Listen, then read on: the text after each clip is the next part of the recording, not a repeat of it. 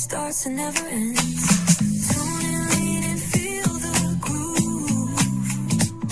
Every moment, a vibe you can't lose. It's for the culture, by the culture. Brain on leaves, got the soul to show you. Breaking it down, lifting it higher. Feel the rhythm, spark the fire.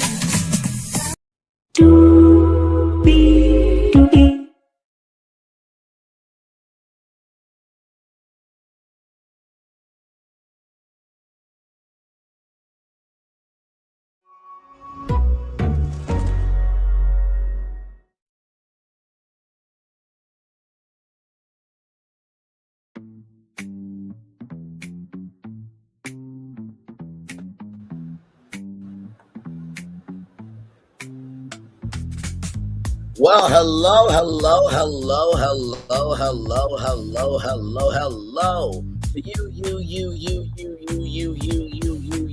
and you. Welcome in to another edition, child, of Brandley's Virtual Tour Live. We are live on tour.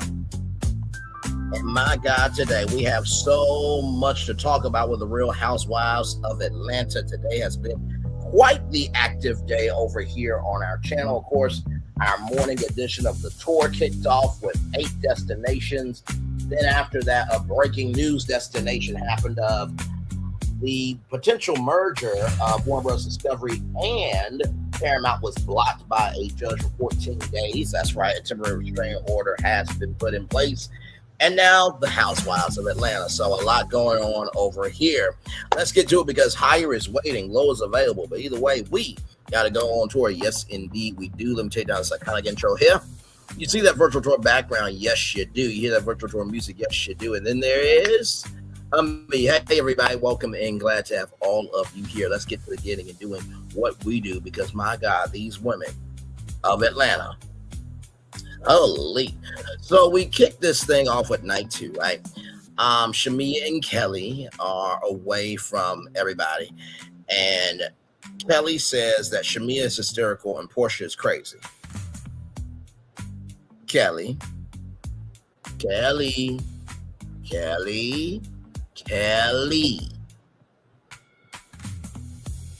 I know you're not talking about somebody being crazy. It takes crazy to know crazy, but moving on. And so Kelli says hurt people, and Shamea says that, you know, they weren't sisters and they hope they find their way back to each other. And Shamea is cool on Porsche.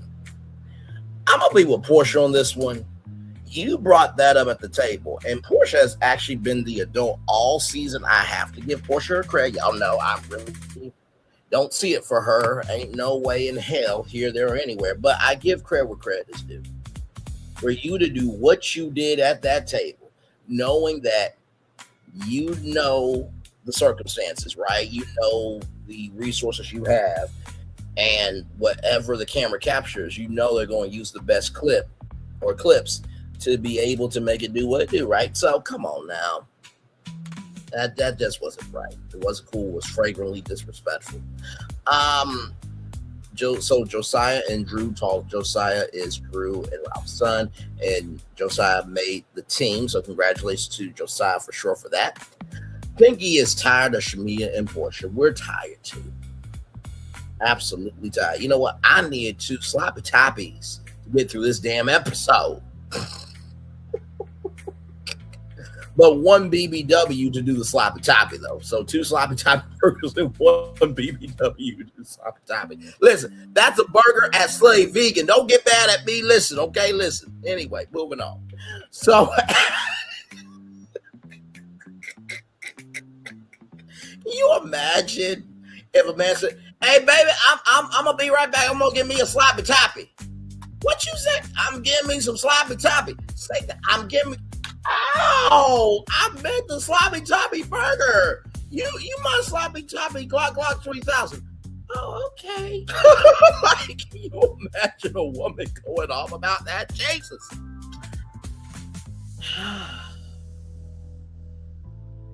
Gotta be careful what you say around your wife and your girlfriend. But anyway, moving on.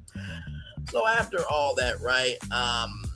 The 3 things that the ladies came to do, according to Porsche, is dance, drink, and celebrate Faye Faye's birthday. Coco is a club in Scotland, and it is lit, and there's a lot of people in Scotland. Shout out to that for sure. And Shamea said, you can go out. You don't have to babysit me. And so Kelly's like, we're in Scotland. I am not going to sit here, but we can just twerk this thing out. So instead of going to another spot, right, and creating a whole new storyline, right, because that's what a smart individual would do, they decided to go to the same club where the ladies are. Now, I know what you're thinking. Raise a cash trip. Everybody got to be together in order to get their check, right? Not necessarily. After all that, do you really think it was the smartest decision for, Shamea to go to that club where Porsche was? No. And K. Michelle is an MC, is introducing, Phaedra Parks gets on the mic and mentioned Drew's song. And I thought that was very nice, you know what I mean? Because it seems like to me, like, I think if those two collaborate, they can actually make some hits together, Drew and K. Michelle. So I'm glad that, things are progressing, right? K. Michelle likes Phaedra. There were some traits and qualities in Phaedra that K. Michelle likes. And Shamea and Kelly entered. And I think Phaedra said best. She said, thank God Porsche wasn't on any Henny, because anything would have happened.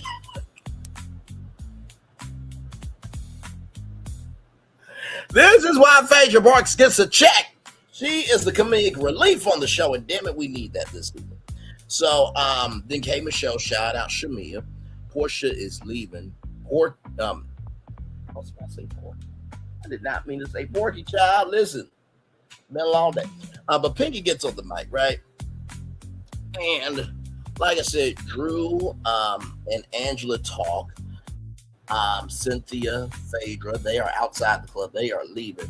And Shamea left the last time when everybody was there. And then when she came back, everybody scattered. So Shamea, Pinky, Kelly, K. Michelle all stayed behind. And my thing is, like, what did you really expect a welcome when you got back? Like, people got the right to move how they want to move. They do. They absolutely do. You can't sit up here, high mind, thinking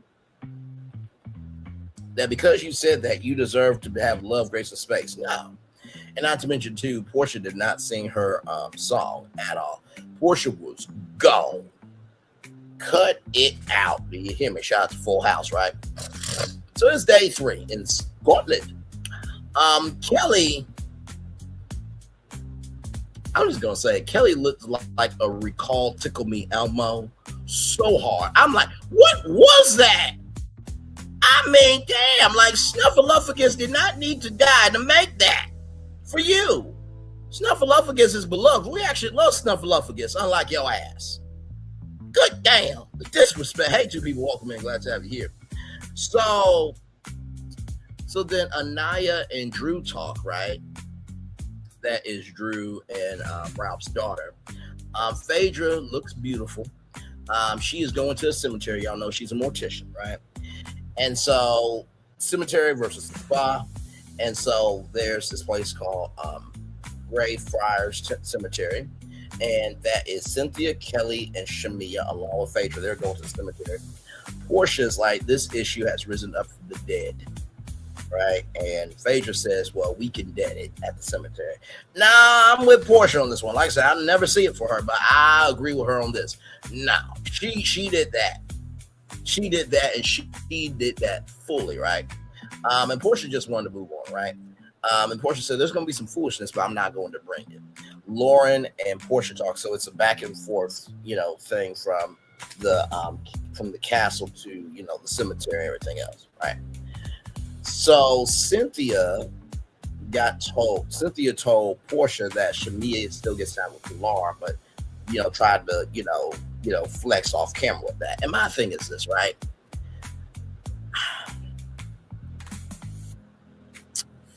You really should leave moms and kids out of it. You should leave husbands out of it too. You really should. But in the same token, if you got this energy for Porsche, I'm with Porsche. You're not going to be around my child either. Doesn't mean, right, that you're going to abuse my child, disrespect my child, this, that, and the third. But I absolutely feel where Porsche's coming from. And not to mention, too, Portia never said that you would abuse Pilar. She didn't say that not one time. Not one time. Not one time did Portia say that you and Gerald would abuse Pilar. She didn't say that not one time. But because Shamea wants to be the victim, she allowed herself to hear it in that fashion of, oh, you don't want me around Pilar. And we all know what that means when you don't want somebody around somebody. That's an insinuation of 1 + 2 = 3, right? So, listen. Oh, my God. So, Cynthia, was still on the floor, right? And there's a montage of Shamea, right? Oh, yes. Cynthia was still on the dance floor at the club, right? Because Shamea said that, Cynthia left, but that was not the case. So then there's this montage of Shamea keep crying and apologizing, this, that, and the third. And then Lauren says, offense versus defense. You need to do what you need to do for you. And then, Phaedra talks about, you talked about I eat meat. And then you said something, to Angela's daughter that you're nicer than your mom. And then child Portia says that Shamea wants to do a destiny swap with her. I'm like,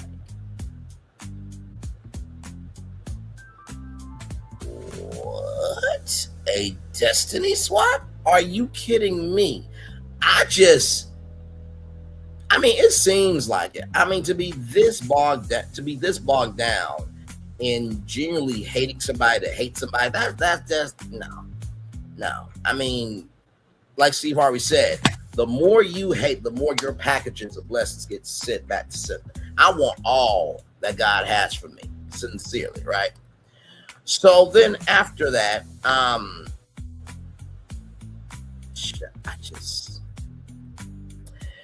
so then we're going to the spa, right? So the ladies get downstairs, and Portia, lifts her arm over the gate and tries to, pull it up. And they take a turn, but they don't go to the spa. They are in the woods. It's like this montage, like this.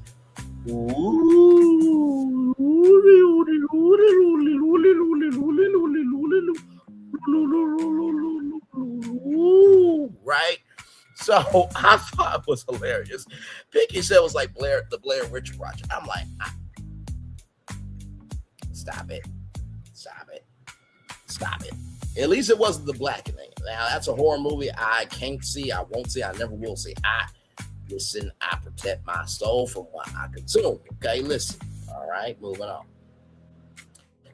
But with that said, Angela said that this is not a spa.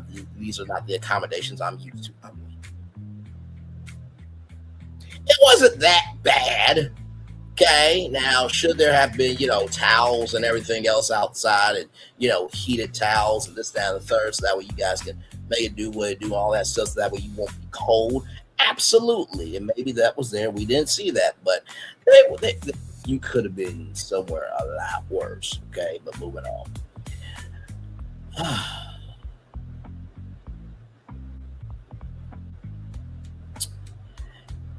And, I think it was Portia who said that, for 4 seasons, Portia tried, I think, right? And everything between and the next time, right? So give me a moment, y'all. Give me one moment.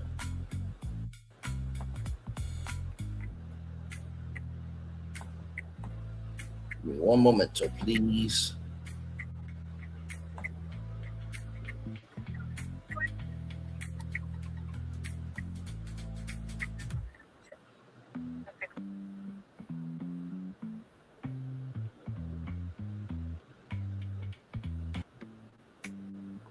Give me one moment, y'all.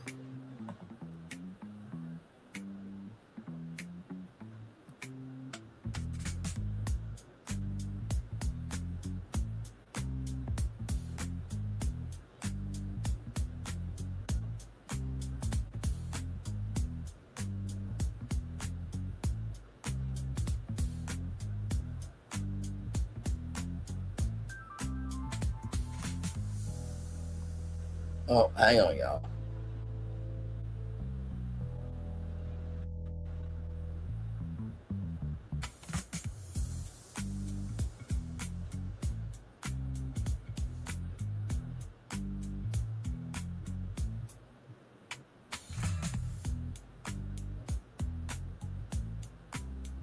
Hang on.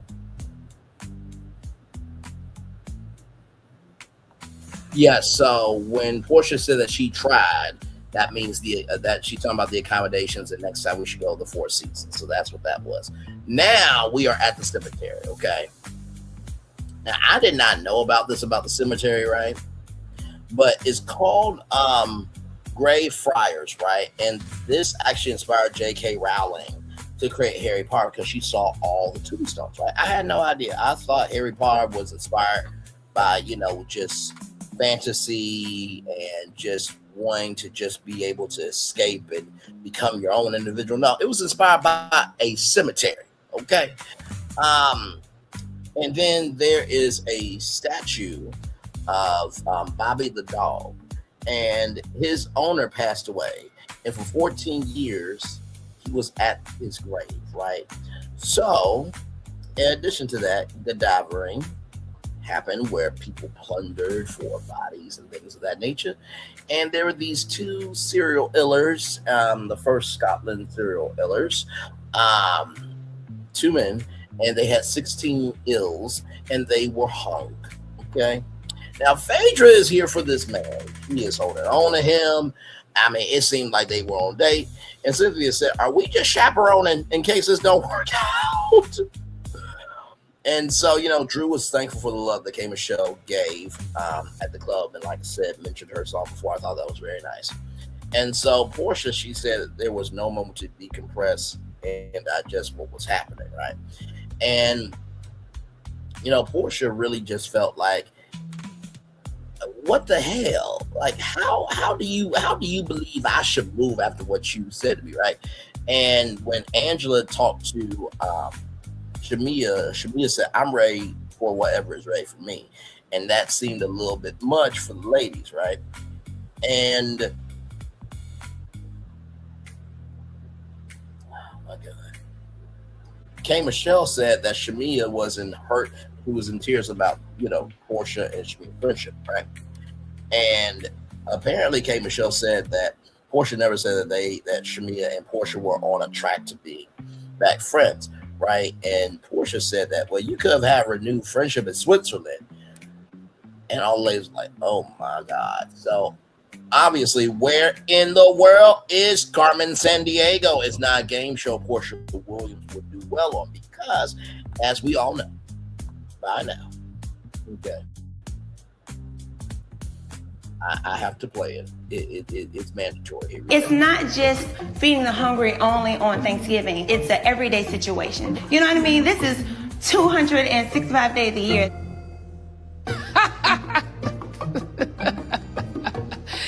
That is funny. 265 days. Where the hell that bitch live at? It's not just. Now that bitch lives in Atlanta. You should know that by now, Nene. Shout out to Nene Leaks, everybody, by the way. Yes, indeed.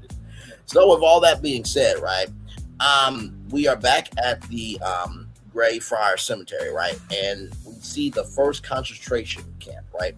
That was for 1,200 people, made in 1679. And you have to be with the king or with the queen. And Shamea said, oh, if I'm against the queen now, I'm in a concentration camp.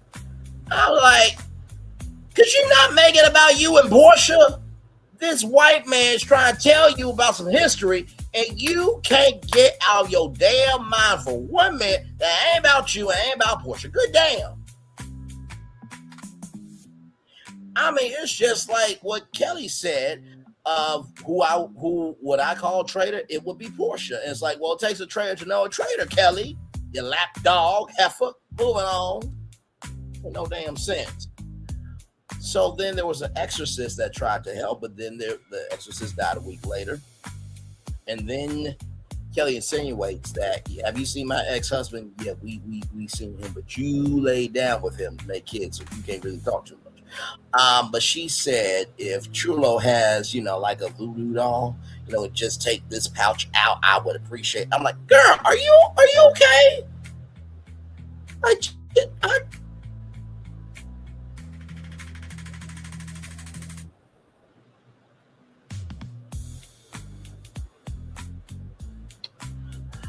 I just needed that break because I'm like, what in the world is going on here, right?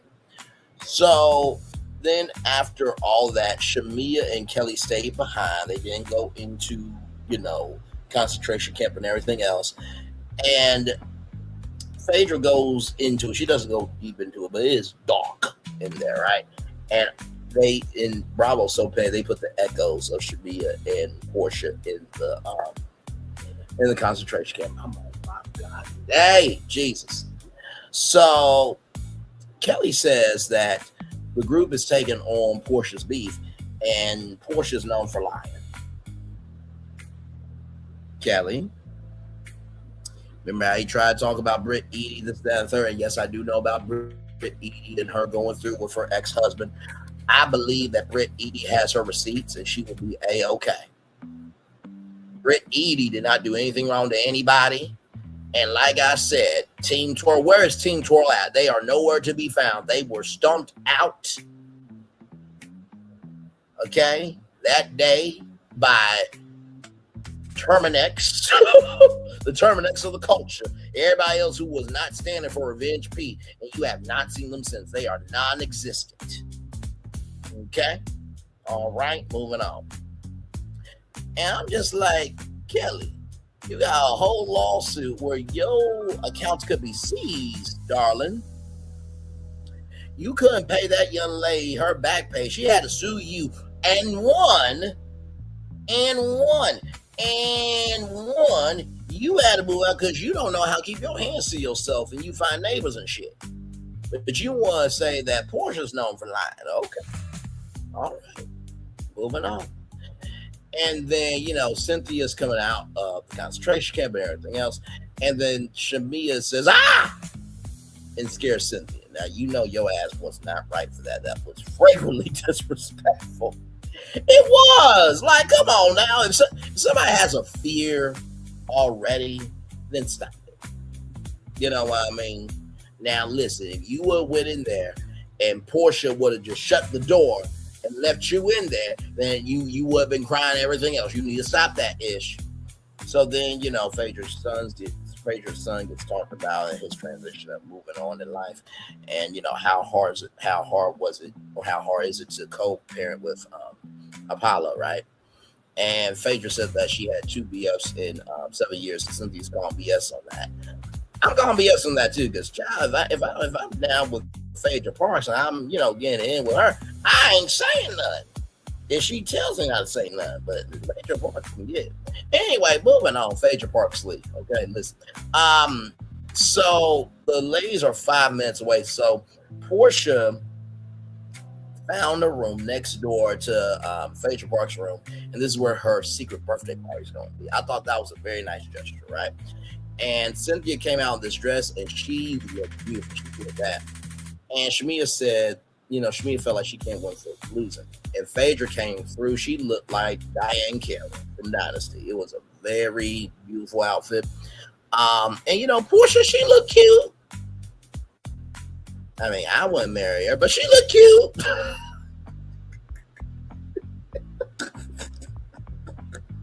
Y'all know I don't see it for her, but I am giving her credit. You know what I mean? And so then when it came to, you know, the thank yous to Phaedra that Portia was giving to Phaedra, you know, Portia was adding sauce of like, you've always been there. It had to be this long stretched out thing. And Portia was adding sauce. And Shamea said, well, Phaedra wasn't even at your wedding. Here's the thing.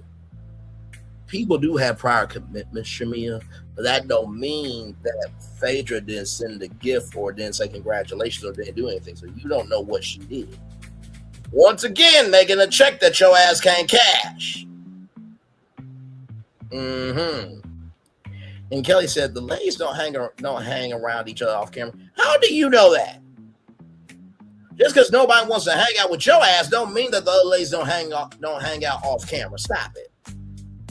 So then Phaedra gets the Highland title of Lady of the Glen, right? And, you know, very nice gesture and everything. And, you know, K. Michelle says that, you know, she has a fear of death. I think everybody does in some shape, form, or fashion, right? Sincerely, like, I don't like going to funerals. I remember going to my grandpa's funeral, me and my brother. We had to, hold ourselves up for our dad. And it was such a homegoing celebration. So many stories about Grandpa, good stories. I mean, make you laugh stories and everything else. And it gave me a perspective that, hey, you know what? Sometimes somebody passing away can also be a celebration too of the life that they live, right? So death is real for all of us, right? And so, K. Michelle, as you guys know, she, went to get surgeries on her dog. And she has had 13 surgeries. And so when she was laying on the table and the surgeon told K. Michelle's mom that, I don't know if she's going to make it, K. Michelle started crying. So K. Michelle wants to overcome her fear of cemeteries and everything else and overcome death and, not get used to it, but have an understanding and a comfortability with it. And I was very proud of K. Michelle for being that vulnerable on national television, because how many of us carry that fear around and we can't, we know it's a fear, but we don't say it out loud, right? Because whatever we don't say, we feel like we have a kibosh on it, but whatever you think you have a kibosh on it usually bubbles over. So I was very proud of K. Michelle, right? And then Drew talks about her dad, that she hasn't, seen his grave in 2 years, right? And of course, when Drew brings that up, right, Angela left because, her mom passed away, right? So it's a very emotional time, right? Very emotional time. You would think everybody would be understanding of it. Phaedra's like, you know what? Actually, it's very normal that people are not comfortable with death. I'm just weird. I'm like, you know what? You embrace your damn self. And I love that for you, Phaedra Parks. I do, damn it. And then, child, Portia, being the good friend she is, she's going to check on Drew. Angela is off to the side trying to collect herself together. I think somebody was with her. I don't know, but I do know Angela needs to step away for a minute, right? And, Pinky said about Shamea that you said what you said. I don't want no long YouTube apology. Pinky, you've been a lot this season, but I agree with you. No long YouTube apology.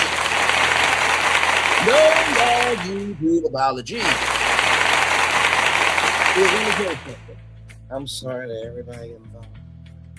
But she looked off to the side and everything. Nobody's there. Casper and his uncle Jasper don't visit you. And hell, when they visit me, I barely can stand them anyway. I love them anyway. Casper's a very nice, friendly ghost, and Jasper is the black uncle, Casper the ghost. Okay, listen, they visit me from time to time, just checking on and make sure I'm good. I'm being facetious. But the point is, with everything going on, right? Shamea says, I don't mean to take away from what's going on this after, but then she apologizes again. It's like, girl, seriously. And Shamea thought she brought down the room. No, child. K. Michelle had a human motherfucking ass moment about death. Drew had a moment about missing her dad. And then Angela, she is still dealing with her mom. And you think that this is about you. No, it's not.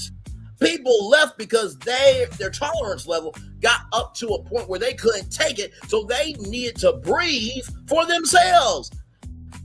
And fuck you at this point. Like, what in the world is wrong with you? Thank God she ain't my mama. Thank God some of these heifers are not my mom on YouTube. Me, I as much as I come on this damn channel, our channel, I'm grateful some of these women are not my mothers. I'm grateful that some of these men are not my fathers. I'm grateful some of these men are not some of my brothers. I'm grateful that some of these women are not my sisters. You need to take inventory every once in a while how grateful you are. I'm just like, how dare you do that? I mean, I said Chloe Cook was the Shamea of Houston. But Shamea is the Chloe Cook of Atlanta. What the hell? Chloe say, quit all that crying about your dad to Latoya. And then you, being an arrogant, lambastic, just waste of life parasite, being disrespectful of human beings, having an emotional moment here. What the fuck is wrong with you? Damn. Okay. Just had to get that out because I'm just like, really? Really? Really? I'm just okay. All right. I try my very best, right, to give love, grace, and space. I really, truly do. But there comes a point in time where you're just done with it. You just really are done with it. Like let me look up right now if Shamea uploaded anything on her YouTube channel. I don't think she has.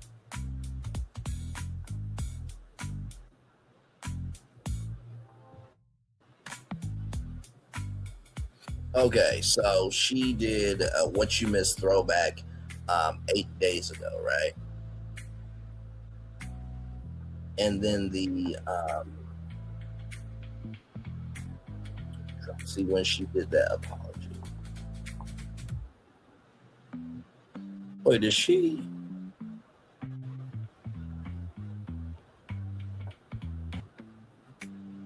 Oh yeah, so 11 months ago she did the Dear Sweet 16, right? So, and then of course there was like a fake, purse and everything, and there was a fake purse that allegedly Shamea thought Drew had, and the designer said no, Drew has a real purse. Okay, so there was that too. Moving on, Shamea needs to go, child. I just can't. And so then K. Michelle is crying her eyes out of, I'm sorry, God, for what I did. Please let me stay here, right? Just it was a lot, child. And everybody, and then here's the thing, right? Kelli then says, I'm tired of you keep apologizing, and she's talking about Shamea. I'm tired of you apologize all the time. Stand on business, stand 10 toes down. And then, child, Kelli lifts her legs up with all 10 fingers, with all 10 toes, rather.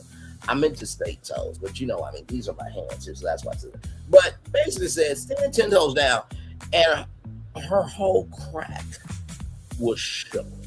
Okay, her cooch crack, right? Y'all remember that, the whole thing from Real Housewives, the cooch crack was the thing. And so the producer was like, I could see your crack.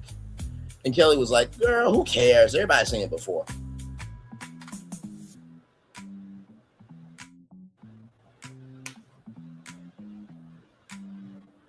Maybe Porsche wasn't off about you sleeping with everybody if you say everybody's seen it before, right? And so then, Shamea trying to do, Scottish dancing. It ain't working. Portia's doing this. I'm just like, y'all don't have to attempt everything. I will say this. I'm glad that the Real Housewives of Atlanta were there, but more over the baddies of Zeus, because those heifers were just. And I still can't get over how the culture really wants Star on Zeus. I'm like, what the fuck is wrong with y'all? No, and no. And Lee Daniels, if you do that shit, bruh, you ain't getting no credibility back from the black community. I'm sorry, bruh. Like, no. And Lemon Pepper, you deal with your lawsuit that you got. Natalie the Chin Nun, you deal with your lawsuit that you got. Janessa, I'm gonna leave her out of it because, child, but if Janessa did contribute to that, then Janessa is your lawsuit too, Heifer. But anyway. So, Portia says that the trip was, a 9 out of 10 overall. You know what I mean? Besides everything that happened. So then we get into the preview, and K. Michelle and Shamea are talking. And K. Michelle's like, I don't want, this version of Shamea and what's going on with this bad friendship to be everything, right? So then on a double date bowling with Mike and with Caston, right? Dr. Caston and K. Michelle and Mike and Portia, Portia said we could talk about that later about who, how we are and who we are to each other. And then Mike said that he's in love with Portia. Now, I don't know if Mike knows, but apparently Sway and Portia are heating things up. They're at red carpets. They were on vacation together. So I don't know, Mike. And then it's Halloween, child. So then Shamea is of the what is Avatar, the Naomi River, the Naomi tribe, right? And so, Shamea says apparently, you and me had a sexual connection. And then George said, I did, and then I don't know. And then we hear Angela is vindicated. Allegedly.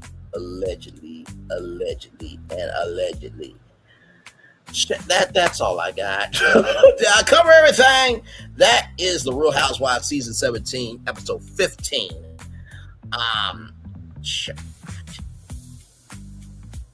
I try my best to cover the truth. I really do.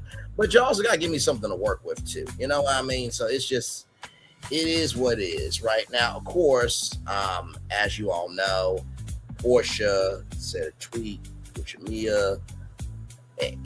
It just went to hell, ceasefire. But apparently, K. Michelle has some things to say. Let's go over to Kempire. Okay, let's go over to Kempire, child.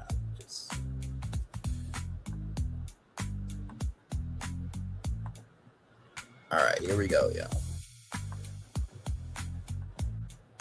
I did want to talk about what K. Michelle was reacting to. So first, I'm going to play a clip under fair use. Bravo. It's a real quick clip anyway. Yes, under fair use. Bravo. Shamea was playing one of the games on Watch What Happens Live. And she had this to say about, she had a few different things that she could say about the cast. And I told you one of the things that she said, who would you put on pause in one of these games that she played on Watch What Happens Live? And she said Angela, and Andy was just like, well, that's never going to happen. He said, well, that's never going to happen. I know her face cracked. That would have been like, Here we go now. Here we go, y'all. So she also played this other game where she was reacting to her castmates. And this is what she had to say about K. Michelle. Hey, Michelle. Hey, Michelle, just stay the course. You ain't got to jump ship or choose teams. You can be everybody's friend, girl. All right. Okay. Shout out to our friends over at OMFG Reality TV. Where we got this clip from. Say What You Should Mean Reality TV is the game that they were playing. And this is what she had to say about K. Michelle. I'm going to play it one more time. Hey, Michelle. Hey, Michelle, just stay the course. You ain't got to jump ship or choose teams. You can be everybody's friend, girl. All right. I built this website in 5 minutes with Wix Harmony. So I came across. Now, here's the thing, right? If we're talking about this within the context, conjecture, and connection of the episode we just got done talking about, right? K. Michelle has been there for Shamea the whole time, right? And Shamea said, I don't have anybody else except you, Kelly, and dismissed K. Michelle as a friend. Okay. Across this image recently and thought to myself, what if I built an entire brand? She also talked about why they unfollowed each other. So according to Shamea, K. Michelle unfollowed her first. I'm not surprised at that. But Shamea says when she found out that she unfollowed her, so she unfollowed K. Michelle back. Same. Look, same. Fellow tourist, K. Michelle followed me during the filming of Real Housewives of Atlanta's season 17, probably because production was like, yeah, you should follow Kempire. And as she didn't realize I'm going to give you the real, she ended up unfollowing me. When I noticed that, I said, well, unfollow to you back. Right. Okay, she didn't block me though, like Porsche did. Okay. So I'm not surprised by that. Well, after she did this, she went on social media reacting to some of the things that Shamea said on Watch What Happens Live. So let me show you some of her tweets. Shout out to our friends over at the RHOA Talk on. So I'm going to read this for y'all here. Here we go. At Shamea Moore, don't play coward games now. You ain't going to shift the narrative on me. Your third time trying and speaking on me. You scared about what I might tell. Tell them why I don't mess with you. Doesn't the Wardolph ring a bell? Wink emoji, bell emoji, wink emoji. I'm loyal until I'm not. See, you can't play fake victim with me. I know too much. Chill. Hashtag watch what happens live. Definitely no advice needed from you on being a friend. Me not messing with you has nothing to do with jumping ship. And you know, as I've had the same friends I've had all season. The difference now is I don't have to sit around and defend you all day.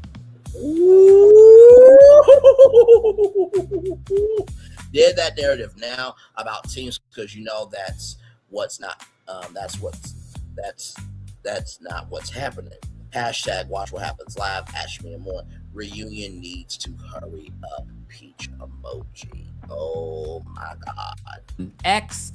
So K Michelle's in a couple of tweets. She at Shamea and says, Shamea Morton, don't play coward games now. You ain't gonna shift the narrative on me. Your third time trying and speaking on me. You scared about what I might tell. Oh, what? I'm not surprised by any of this. We already knew because Shamea was friends with the candy coated clique.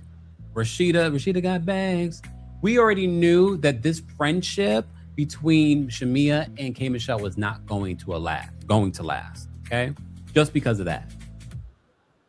So she says, Shamea Morton, don't play coward games now. You ain't gonna shift a narrative on me.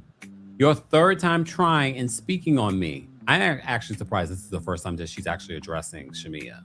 I mean, it's not the first time because when they unfollowed each other, she says a friend to all, it's not a friend to none. That's the one thing she said. But she says here, you scared about what I might tell. Oh, tell them why I don't mess with you. Does the Waldorf ring a bell? Excuse me. Wait, what? Does the Waldorf, the hotel, ring a bell? Because remember, that's where she says she likes to go.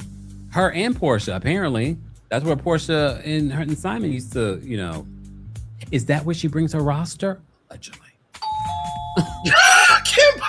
Sorry, I know someone has a bell like this at home right now and they're listening. They're like, wait, is someone at the door? They probably already went to the door.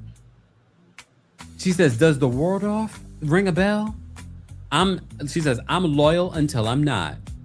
I don't know if I would you say that K Michelle's loyal? Just based off the history, we've covered so many K Michelle stories over the years. I don't think that I would say that K Michelle is loyal. She says, I'm loyal until I'm not. See, you can't play fake victim with me. I know too much. T-O-O, not T-O. I know you were accepted into multiple law schools. Oh! The shame! I go, just T-O-O. Oh my God. She says, I know too much. Chill. Hashtag WWHL. Watch what happens live. Okay. She wasn't done though. K Michelle then in another tweet says, definitely no advice needed from you on being a friend. Oh my God. I mean, look, say what you want about Shamea, but Shamea's friendships aren't in shambles. Like, who are the friends that we can look to that are still friends with K Michelle? I'll wait. Okay, now, Kim Pyre, wait a minute now. Hang on a second. K Michelle can be a lot to deal with. That is true. However, at least K Michelle has more of a personality than Shamea, right? Shamea, it seems like if you're not with her, then you're against her, right? So, like, let's not. And he or she who has not sinned cast the first stone. So stop it. Bye. Look, I'll wait. Another quick MyFitnessPal moment. Logging your food is one thing, but here's something I didn't expect. After a while, MyFitnessPal Premium actually starts showing you patterns. Not just today, not just one meal, but it's actually showing you patterns of your eating habits. And that's where it got real for me because it started showing me things that I didn't even realize. How my weekends completely fell apart versus my weekdays. Or on days when I actually hit my protein goals that I actually felt really, really good versus other days where I didn't. And you know this. I have the same friends I've had all season. But look. Pay attention to what she just said there. I've had the same friends I've had all season. If she had said, I had the same friends that I've had since I was in college or in high school, I'd be like, oh, we've never seen that. However, she's like, I've had the same friends I've had all season. It hasn't even been a year. Okay. It hasn't even been a year. Okay. It hasn't even been a year. She says, I've had the same friends I've had all season. Well, not really, because you and Shamea are no longer friends. And you were friendly with Porsche at the beginning of the season, then you guys had a falling out, but I guess the contract got renewed. Okay. Mm-hmm. She says, the difference now is that I don't have to sit around and defend you all day. Ooh. Dead that narrative now about teams, because you know that's not what's happening. Okay. And then she said in another tweet, reunion needs to hurry up. I mean, wait, I'm willing to have an open mind and see what receipts are brought at the reunion, but apparently, according to Shamea and according to Phaedra, Shamea brought the most receipts at this reunion. So I'm interested to see, like, what exactly is the beef between Shamea and K. Michelle. I will say because Shamea brought receipts doesn't mean that they're valid receipts. I mean, you guys remember when Kenya Revenge P Moore, let me put some respect on her name. When she brought that court order and it was nothing, right? So let's be careful here. This, based on what we've seen these last couple of episodes, we've only seen K. Michelle be supportive of Shamea for the most part. Yep. Unlike Pinky. Pinky has kind of thrown Shamea under the bus. I do see K. Michelle trying to be a friend to Shamea. I mean, there were quite a few tweets that we covered this past weekend from K. Michelle. So if you missed that video, again, mods, if we can post the link to that video. So for the people that may have missed the other toxic tweets from K. Michelle. So K. Michelle says, I've had the same friends I've had all season. All right. Okay. So what do you guys think? What do you think? I think the friends that she had this season might be very different than the friends she'll have next season. Okay. That could be true too, Kim. Who do you believe, guys, in this situation? I don't think this is Housewives. So I'm not surprised that K. Michelle said anything, especially when you see what Shamea says here in this moment. K. Michelle, just stay the course. You ain't got to jump ship or choose teams. You can be everybody's friend, girl. all right. You could be everybody's friend, girl. Here we go now. Thank you, Kim Pyre, for that. Now we're gonna go over to On the Rocks with Jada. By the way, face card giving, right? So I want to go to this here, right? Jada analyzes a scene where Shamea and Kelly entered the club while Porsche was there. The host refutes Shamea's claim that the other cast members left because of her, citing video evidence from Angela that shows that they actually stayed to watch Shamea's performance, right? So remember that in the episode, right? So just wanted to say that, and we will watch that real quick. Here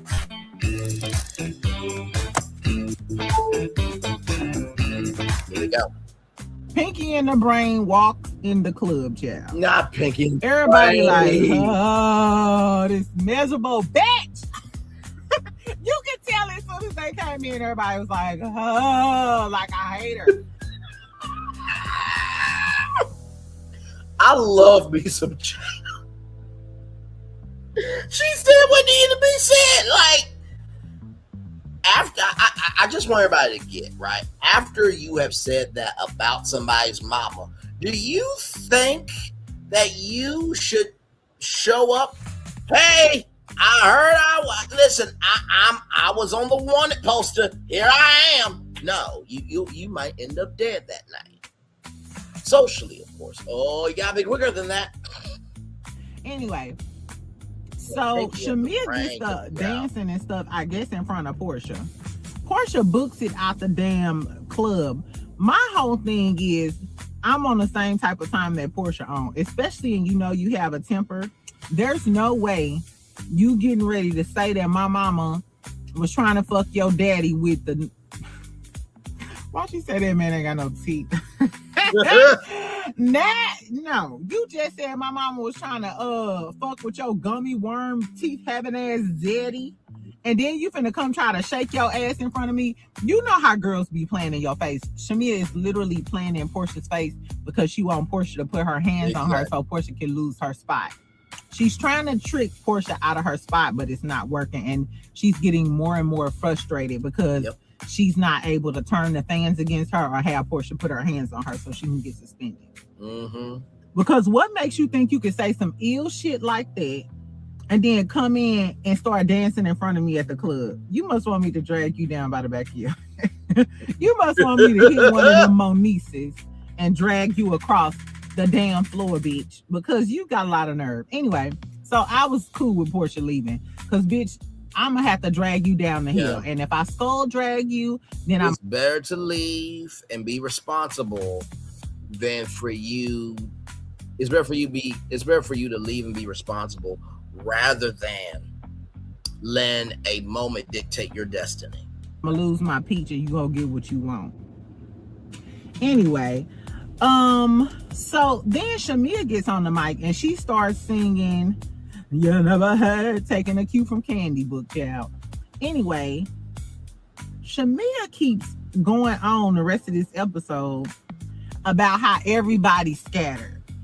Oh, they wasn't around. They left and they all Portia's, you know, all of them Portia's lap dogs. And I seen this online. So for all of the folks who said they Portia's lap dogs and they all left the club because of Portia, how y'all feel when y'all seen that post by Angela with the video? No, friend, tell me. It's funny that people was dragging them for leaving the club when Shamea came in, unbeknownst to us. I'll let y'all know how to spell it. Unbeknownst to us, Shamea ass was lying a fucking in, and Angela posted a video and said, I didn't leave, I actually ran to the stage. The camera is literally in Shamea's face. We can see the ring from her contact lenses. That's how close Angela was to her. Angela probably was breathing in her fucking carbon dioxide. So she didn't leave with Portia, or she didn't leave as soon as you started singing because she has a fucking video of you singing and the damn camera down your esophagus. Bitch, we can see your tonsils. That's how close Angela was to you. Not true. And then Cynthia gonna say, what Cynthia say? She said, I stayed for her performance as well. How is Shamea the victim? She literally just lied on these girlies to make herself look like the victim once again. And whenever you get through, we still got evidence that she just told a bold-faced lie to make herself out to be the victim. And then she apologized a few times during this episode. And when she tried to apologize to the girls on the bus, she gonna say, I saw my opportunity. You saw, okay, opportunist. That told me everything I needed to know. Portia been paying you dust all season, but you saw your opportunity to get it in and start talking about Palora. Hey, this is my opportunity to really go in on her and expose the fact that Miss Diane allegedly slept with Gummy Worm, aka my daddy. And then she said, yeah, so when I started, then she took it to hell. Come on, say Yama. Girl. Dude, guess how much it cost me to make sure my family gets a million. Y'all the video here, okay? Because I just found it. It's in her stories, okay? So here we go. I'm gonna switch this here. We did good, y'all. I was there to support. So there is Portia. There's Shamea.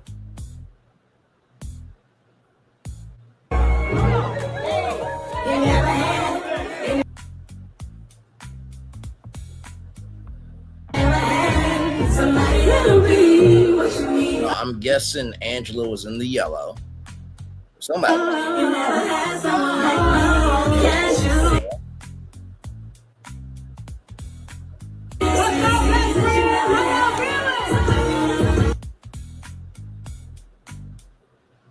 So you see that she didn't actually, she actually stood there, right? So Shamea be lying. She's the dark-skinned version of Mia Thorne. Shamea is the Mia Thornton of Atlanta. Let's continue on. $1 million if something ever happens to me. You'll know.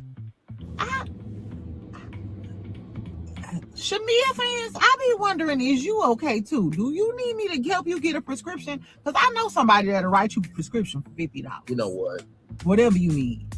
Because, bitch, how you gonna say she took it to hell? She wasn't even talking to you. Nobody at the table was talking to you. You interjected asking her why her daughter can't come over. And then Porsche tell us that Shamea was going back to Cynthia saying that, oh yeah, even though I'm not cool with her, I can still see her daughter through Dennis. She said she clout chasing off my daughter, trying to get clout off my daughter. I think Porsche used the wrong word when she said trying to get clout off my daughter. I don't think she was trying to get clout off of your daughter, but Shamea was giving, bitch, you can try to put me out of your life, but I'm still gonna be around. I'm still going to invite your baby daddy to my house. I'm still going to invite your baby daddy to the Gerald party. Your daughter's still going to come over my house. And Shamea even said, if Simon was around, I would have invited him too. So basically, I agree with Jada on this. If I can't get you, right, I'll get the people around you. If I can't get you, I'll get the people around you. If I can't get you, I'll get the people around you. So I fully agree with that. And then we're going to end it on reviews and recaps here. Shout out to my girl Reviews and Recaps here. Now, apparently there was a Phaedra Parks interview. Phaedra Parks discusses Cynthia Bailey and addressing rumors regarding her own financial situation. So here we go with this. Oh God, something. It was cuckoo but Cocoa Puffs. Cynthia was here a few weeks ago, and so we talked about it. And obviously, it was for her. It was her own thing. It was very stressful for Cynthia because Cynthia is God's personal assistant. She's like an angel, and not God's personal assistant. That is so funny. So for anyone to really find fault with Cynthia, that's a hard sell for me because she's so kind, she's so considerate, and they just gave Cynthia hell about those rooms, and it just wasn't warranted. I'm like, God, you act like we're living here. Just park your butt in the bed, go to sleep, get up, and we're gonna do 80,000 activities during the day. What's the big deal? You've been on a lot of these trips. Yeah, and you know what? I'm more concerned about my home that I live in. Yeah, which of course a lot of the girls are in jeopardy of losing them. So.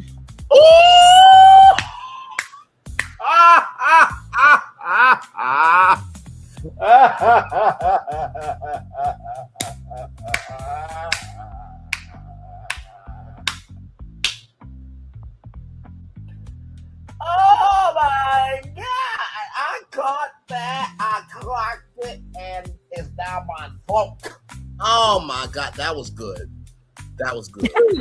Not jeopardy of losing them. Okay. I think Phaedra knows that a lot of people felt like she did not say much this season, and I feel like Phaedra is coming with a bang next season. So don't be surprised if Phaedra. I think she did what she needed to do this season. She gave the comedic effect, where it needs to be. Look who it is. So no, this is not a spaceship. I'll take this down for a minute. Hang on, let me do this. It's good to see you. I've been praying about you, hoping everything's okay, everything else. So this is our nighttime city landscape. It's been a minute since you've been over here.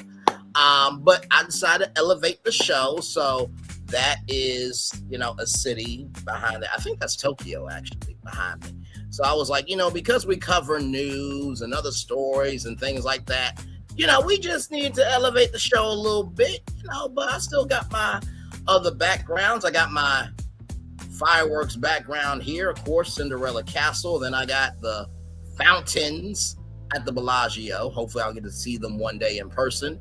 And then, of course, the iconic, if you remember the early days, right?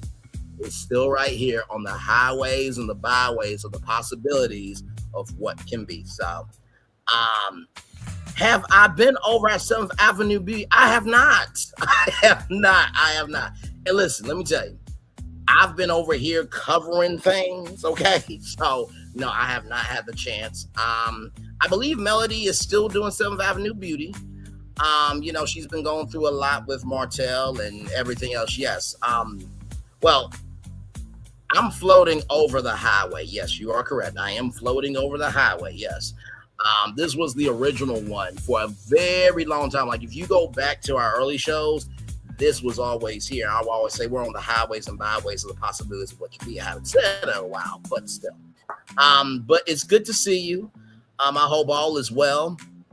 There was actually a couple of opportunities that I wanted to send to you for your foundation, but we got to start talking again so I can send you that stuff because I know you're still doing good in the neighborhood with the homeless and helping out young ladies and elevating your career. And so I hope you and your daughter are doing well.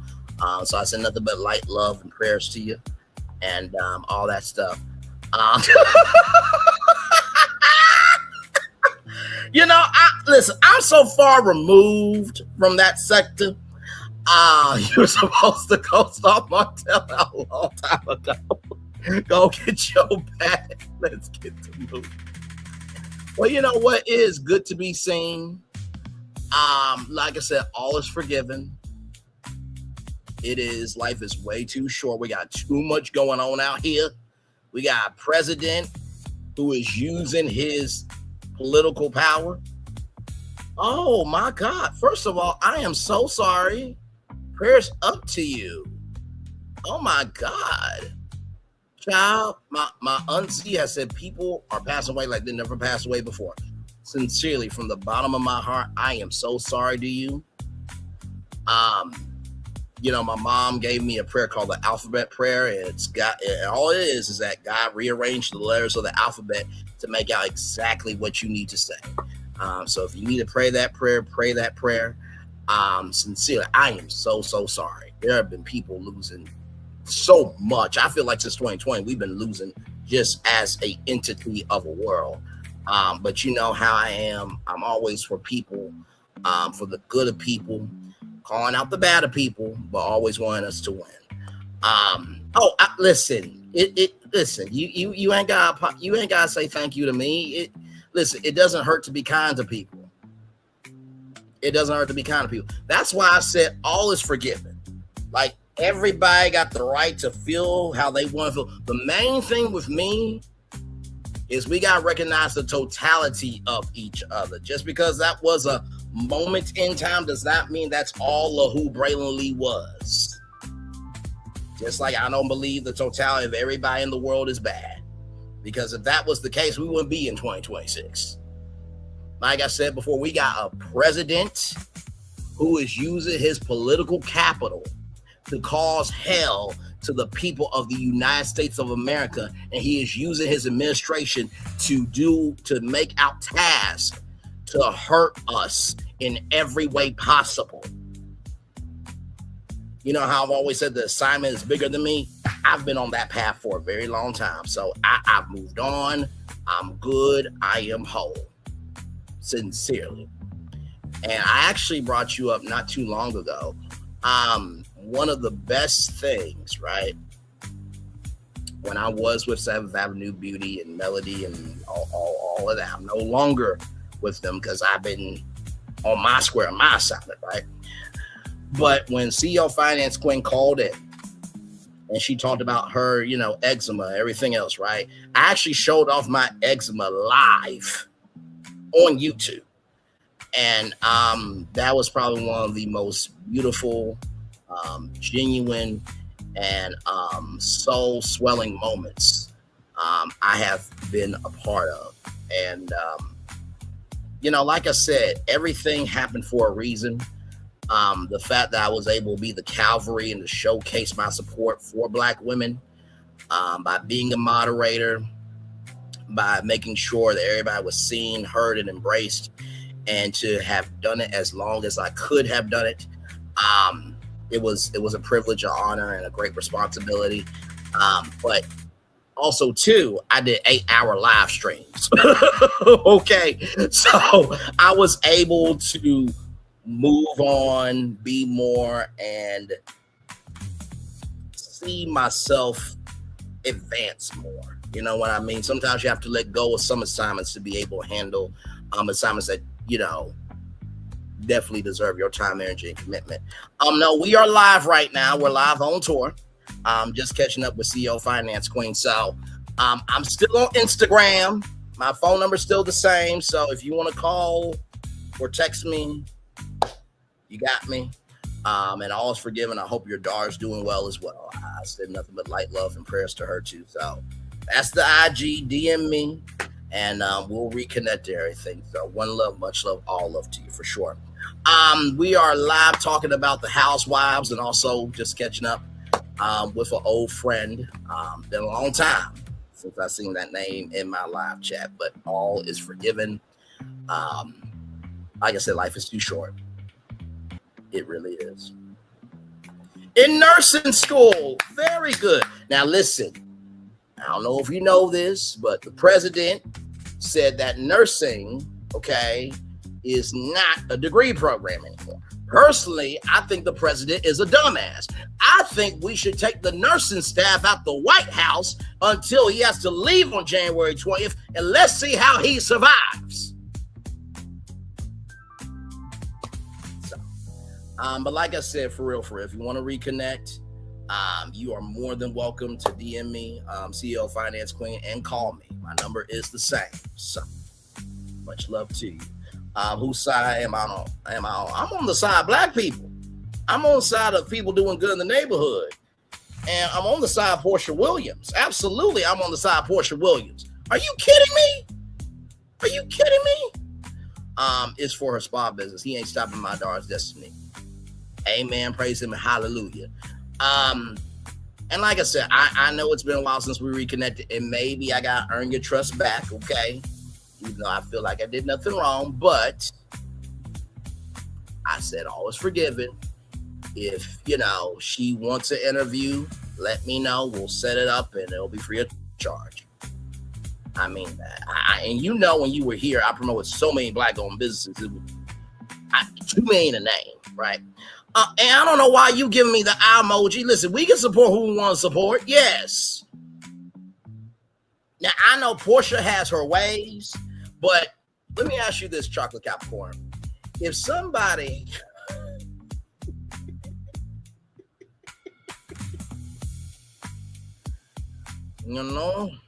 those curves are still curving, baby. Yes, indeed. Okay, listen, okay? Listen.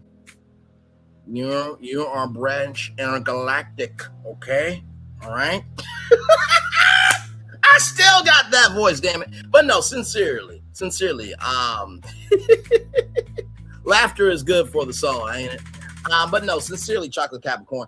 If somebody that's been your friend for a long time, right, came out and said to you everything that Shamea said about your mother to you, you gonna give her love, grace, and space, or you gonna want to whoop some ass?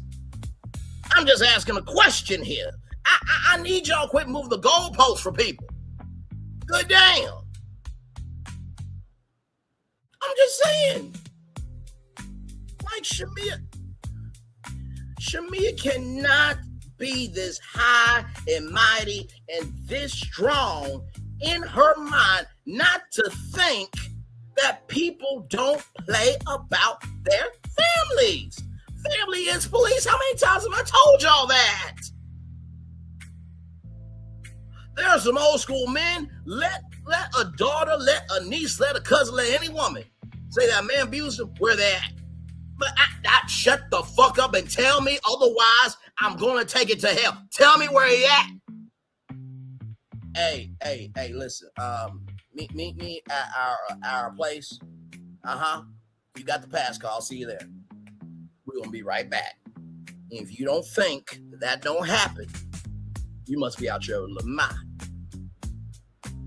And there's the same thing for men. That if a woman's abusing them, women be like, "Yep, Mia's up our spot. Yep. We're gonna whoop her bitch ass. Yep." I'm just keeping it a buck with y'all. What y'all want me to do? I'm only judging what's on the screen. And listen, I will say this. When I reviewed that broken, dilapidated, and decrepit show that really needs to be canceled, along with the producer who said producing reality television isn't fun for him anymore, I don't know how you can say that and still have a career and a job. I don't get that. I don't get that at all. But with that said, when I did review that broken, dilapidated, decrepit show, right?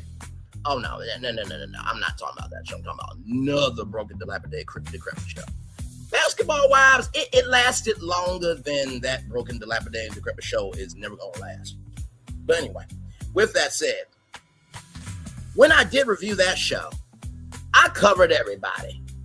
If you did good, I talked about you. If you did bad, I talked about you. But either way, I talked about you. Now, I did not bring social media into my review unless it directly relates to what we're watching so you can gain a better context, conjecture, and understanding.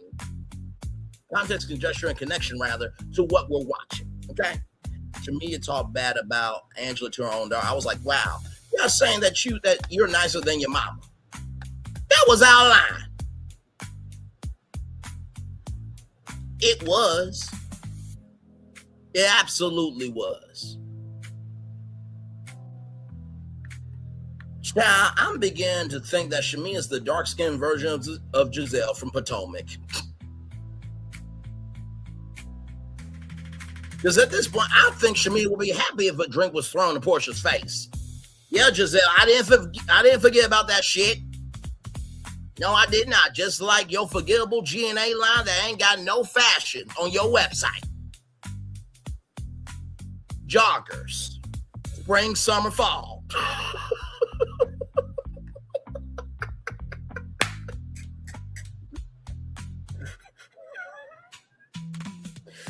Sheree gonna be like, if I'm at BravoCon, Sheree be like, get me away from him. What did I do? Oh hell, okay, first of all, I'm not the first person that brought joggers, spring, summer, fall. Everybody said that about you. Get over yourself. Hell, I talk about everything in black culture.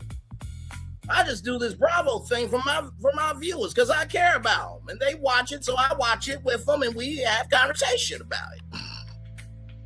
I'm actually a very good reviewer. I'm very fair. I mean, if you did some dumb shit, I'm going to call you on your dumb shit. If you did some good shit, I'm going to call you on some good shit. Like, it's what it is. What you want me to do? You saw the thumbnail. You know my voice, and damn it, you know why you're here. What the hell? Okay. That was a lot, wasn't it? So anyway. Oh my God. All right, let's continue on, y'all. Is owning it next season, honey, because that is definitely what it will be given. I will say this, though. I think that Phaedra did a wonderful job this season of bringing comedic relief.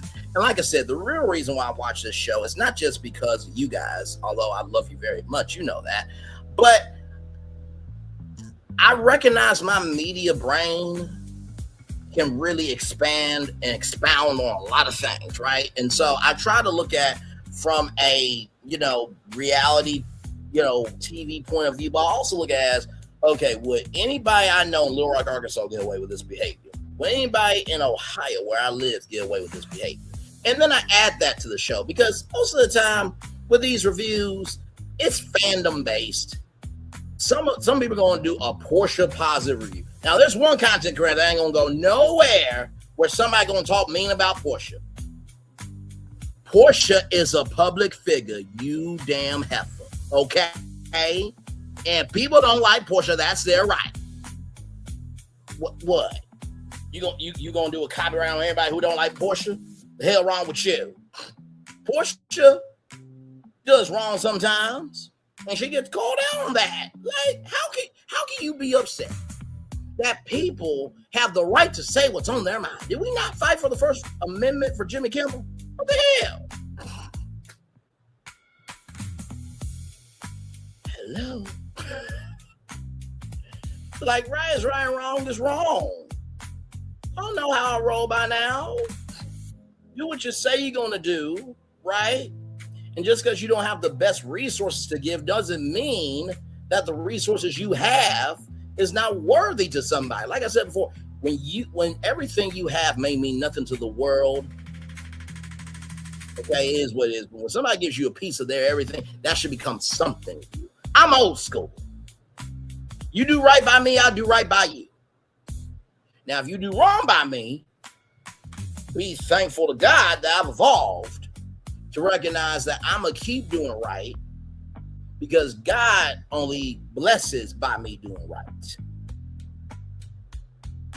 Now clock that T, okay? All right, let's keep going.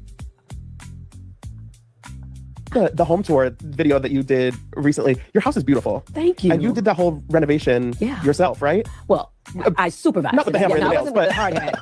but you oversaw the renovation of that house. Yeah, I bought that home and I bought it in 2016, totally gutted it, and we moved in 2017. Okay. So yeah, so it was a fresh start. So for a while, for about 2 years, I had 2 homes in Buckhead. Okay. But that was a money pit. Uh-huh.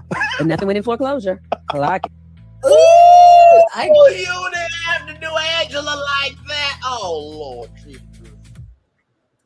Maybe that was Kelly. Let's talk about Kelly for real now. With Navon, things are a lot more chill down here in finance. The whole company books travel in one easy place to keep spend data together. I mean, just look at Now, I just want to say this real quick. We've never felt so. I just want to say this. What accounting finance department do you know that cool? Braylon, these numbers are amazing, my man. Thank you for turning them in on time. What office place do you know that is that cool? Navon, I'm going to need you to put some real in your commercials. I love Navon. For those of you who don't know, it is a travel platform where you can tell your executives the range of the hotels and airplane tickets. And I think they maybe even do excursions where you can set the price point and they can't go over that. So that helps keep the finances intact. Okay. So shout out to Navon. They ain't paying me for it, but shout out to them. Okay, here we go. Now, since we're talking about issues with money, let's get into some Kelly news. Kelly's wages are at risk of being garnished due to an unpaid debt. Kelly failed to respond to a lawsuit filed in 2025, and a default court judgment was entered against her in the amount of $217,301.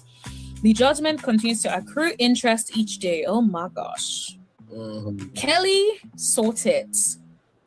Anything that accrues interest all day needs to be sorted. You need to call them ASAP and get on a payment plan. Most times they would agree to some sort of payment plan, because if you then do bankruptcy, then they may not be able to get a lot of things back, right? So if you reach out to them and come up with a payment plan, they are more inclined to agree to your payment plan, no matter how ridiculous the payment plan seems.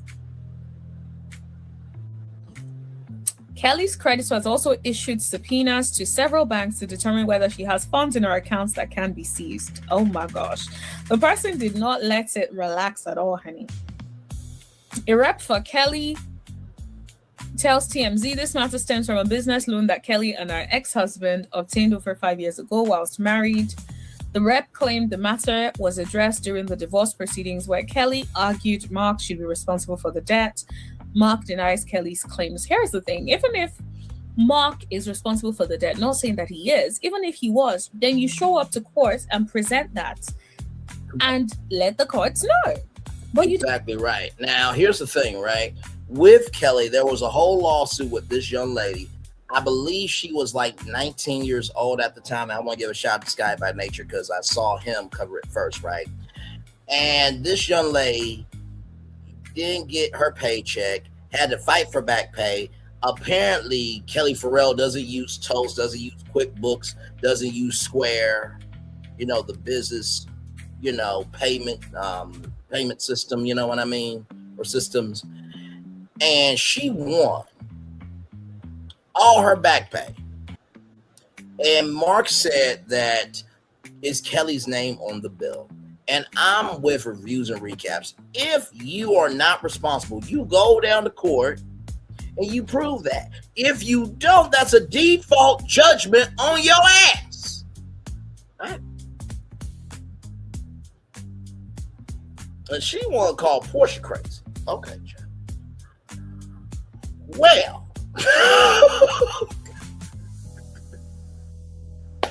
Y'all, that's everything. I'm going to turn off my camera now because we've done the whole show for over an hour. Yes, we have. Oh, my God. What a show, my darlings. Yes, indeed. Oh man, it's been a good time. It really has been a good time. You know, sometimes you really don't know if you're still hitting, right? And I have to tell you, seeing like 5 people here in the chat, well, not 5 people in the chat, but seeing 5 people, because when you're in StreamYard, you can see how many people are coming in. It was wonderful to see that. Chocolate Capricorn, seems like you're new. So much love to you. And then CEO Finance Queen coming in. It was a great surprise because I saw 2 comments. I'm like, wait a minute, who's commented? And you know what I mean? So all good in the neighborhood. Now, of course, if there is any new news, okay, I will gladly let y'all know. Oh, hang on a second. Hello, Moto.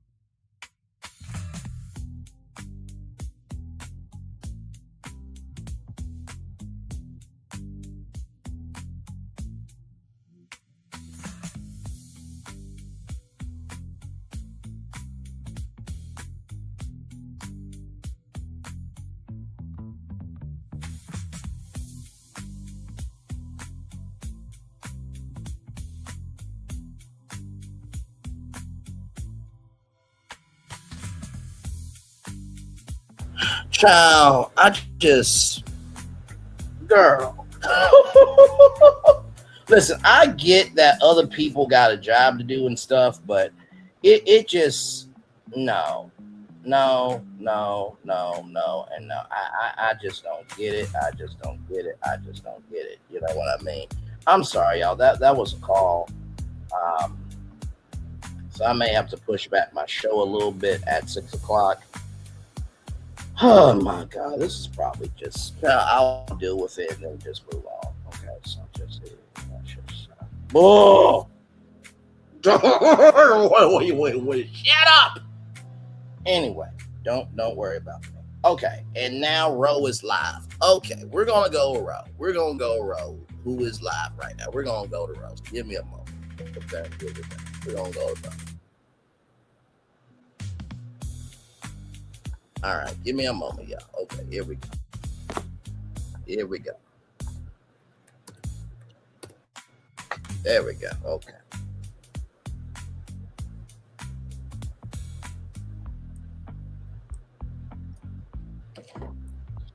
We'll see what Ro got Hey, going Braylon. here. You know how to add somebody to how I can add Latoya on here, Braylon? Do you know? I'm trying to add her to it. I don't know how to do it.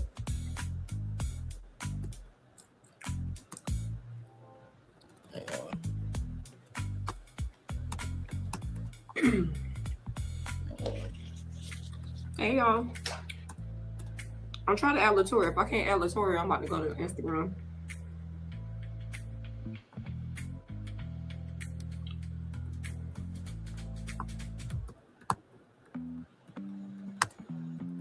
I don't mind my freckles. I usually got them covered up.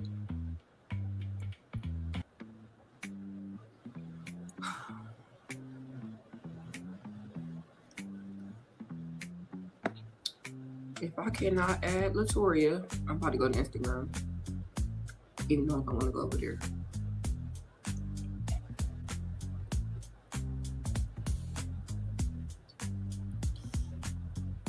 I gotta do straight. Look.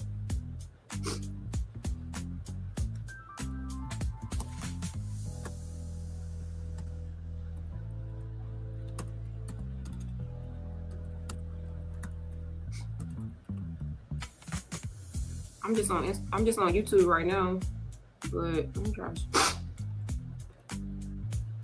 Usually uses StreamYard. YouTube Studio doesn't have a ad FEAT feature. I think Ro just ended her live, y'all, so just wanted to just say that there. So, but yes, indeed. So let me look this up, child, because this might be the whole.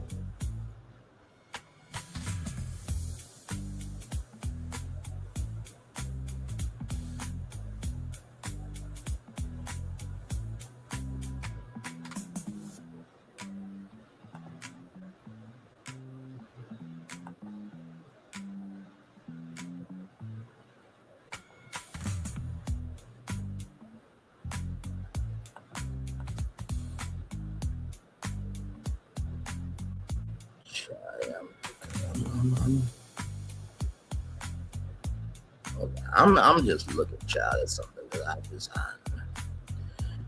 Hang on, let me message Ro real quick.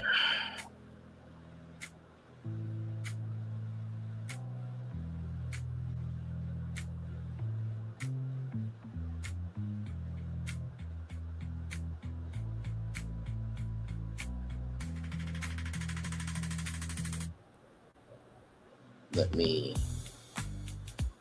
message.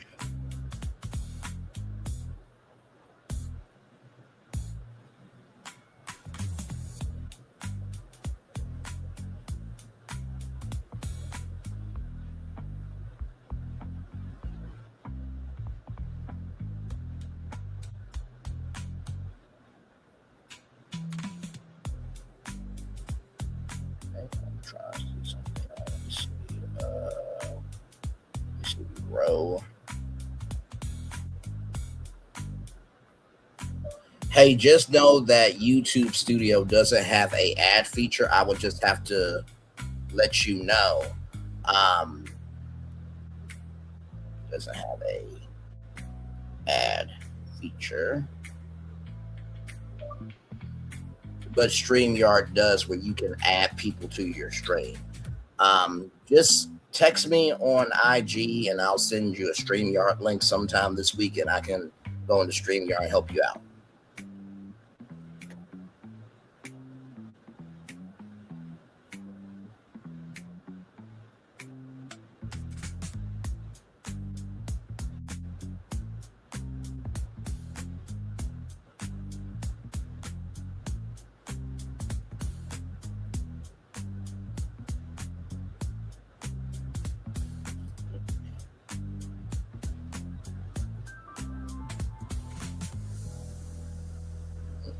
Sorry, y'all.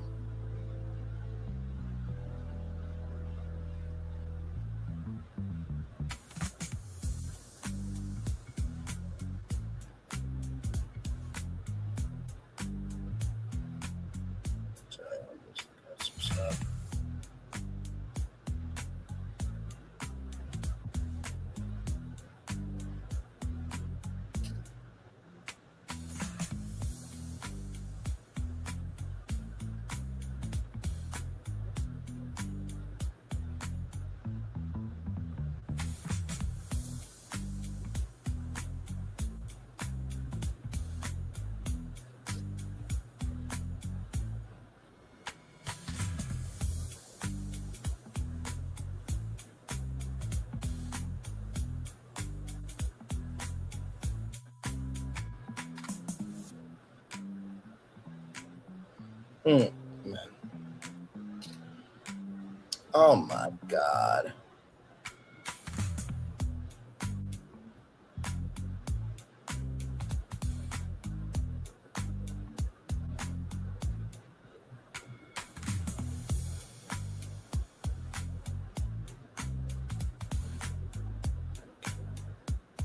I don't think Rose sees it right now, but hopefully she'll see it soon. But anyway, anyway, I just got something really big.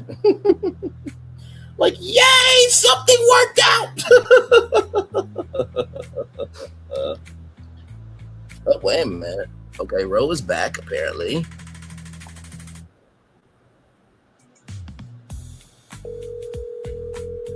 Oh, she's calling Latoria. Okay, then. Hello. Did you make you download something? Hold on. I'm trying to take it from my. Sorry, y'all.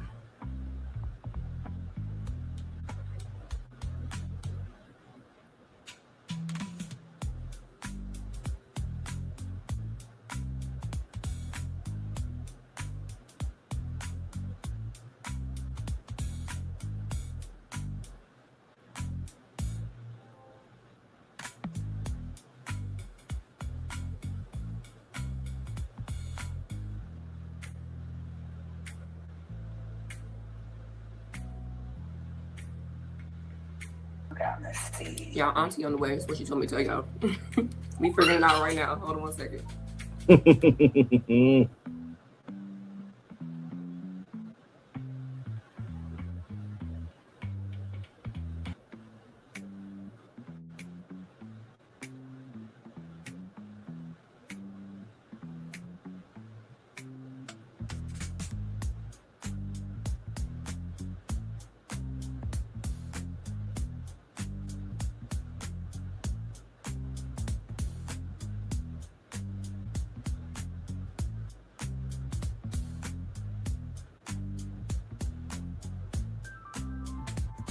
So Rose is just getting herself together here.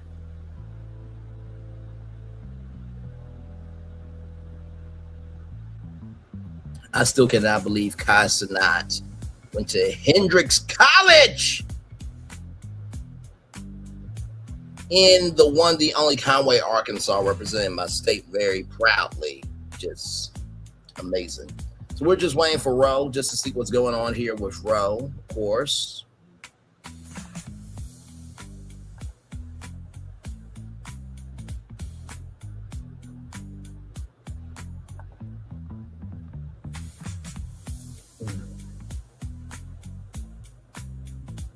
Oh my God.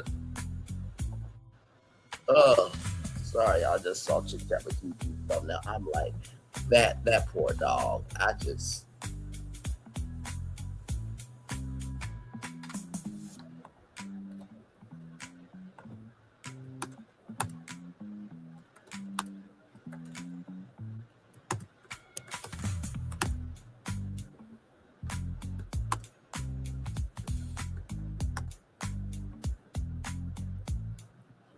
Oh my God, man.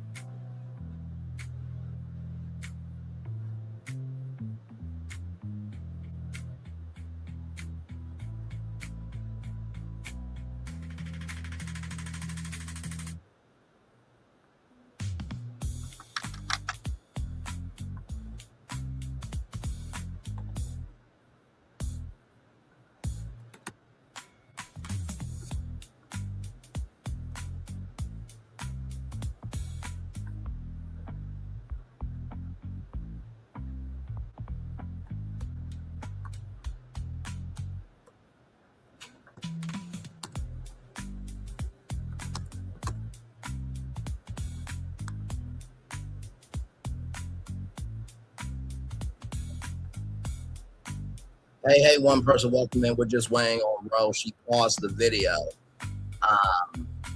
So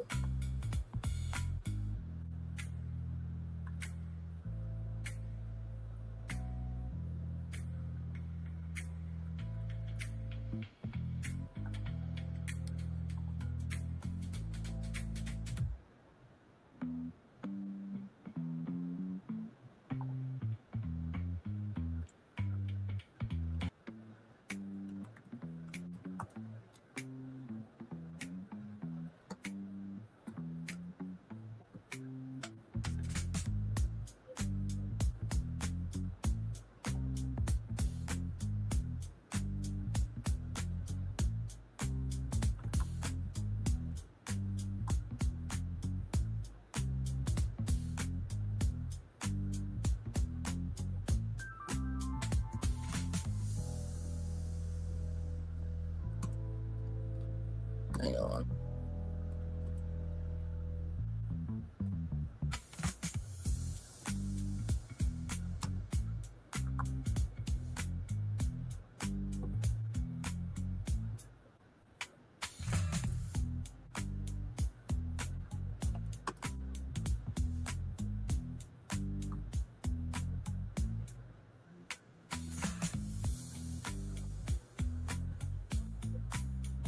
Hang on.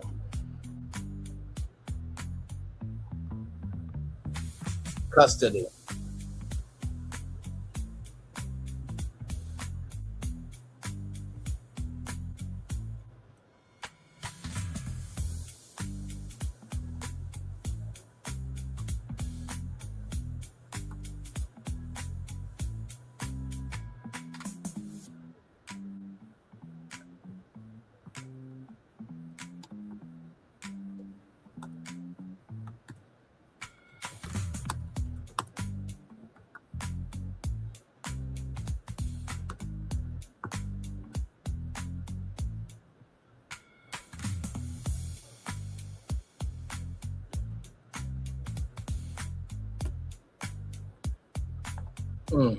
Oh, okay, never mind.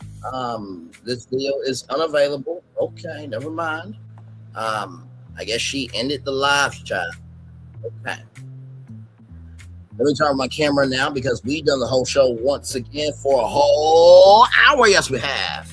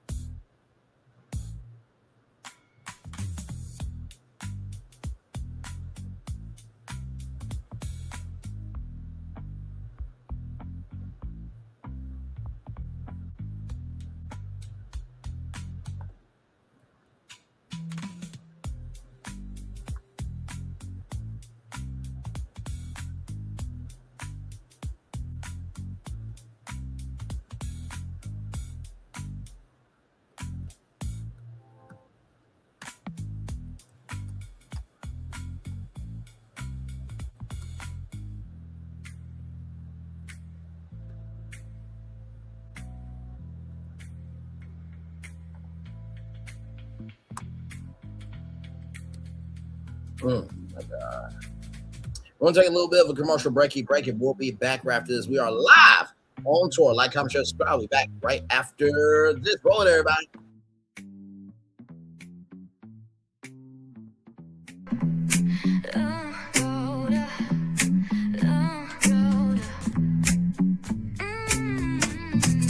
Lights go low, the city goes high.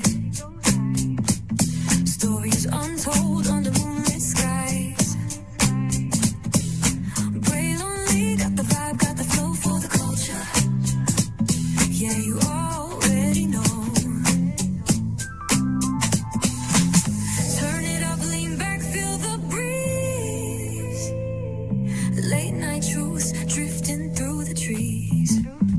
It's for the culture, by the culture. Brave lonely's got the soul to show you. Breaking it down, lifting it higher. Feel the rhythm, spark the fire. Headlines flip with a soulful twist. Behind the scenes where the magic sits. It's the heartbeat of the now and the then, where the story starts and never ends. Tune in, lean in, feel the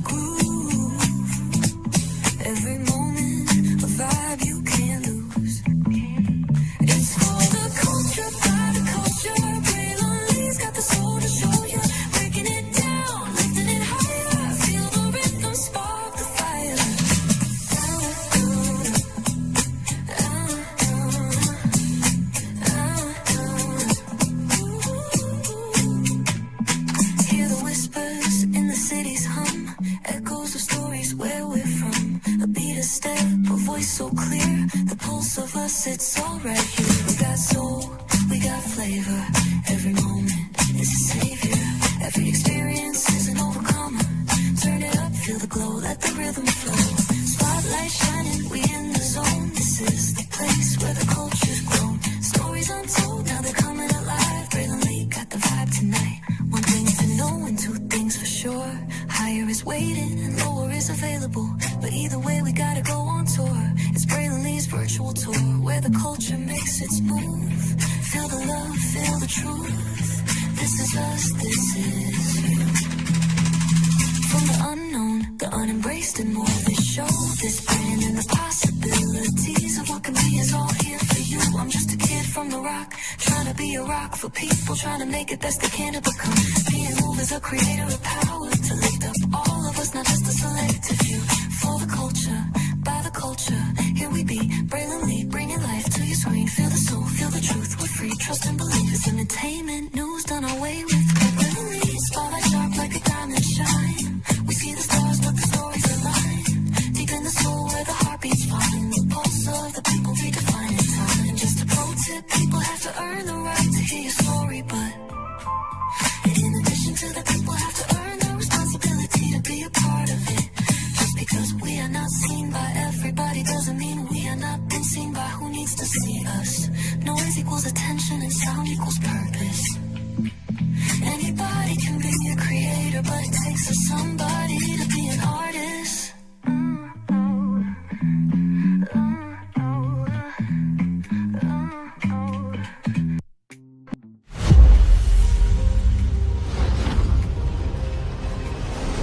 Beyond this gate, find gardens green and epic worlds to fill your dreams.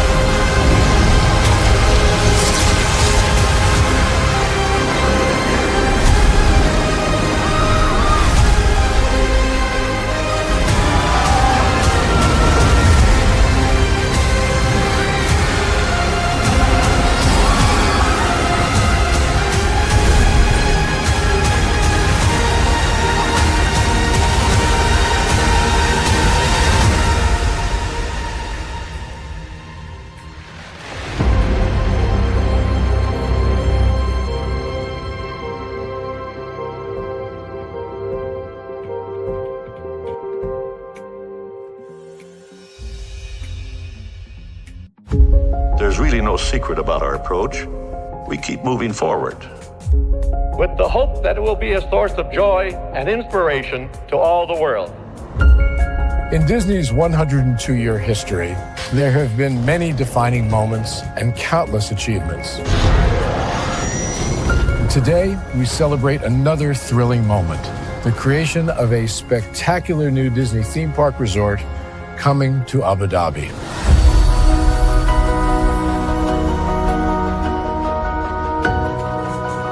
Abu Dhabi is a place where heritage meets innovation, a place where we preserve our past while designing the future.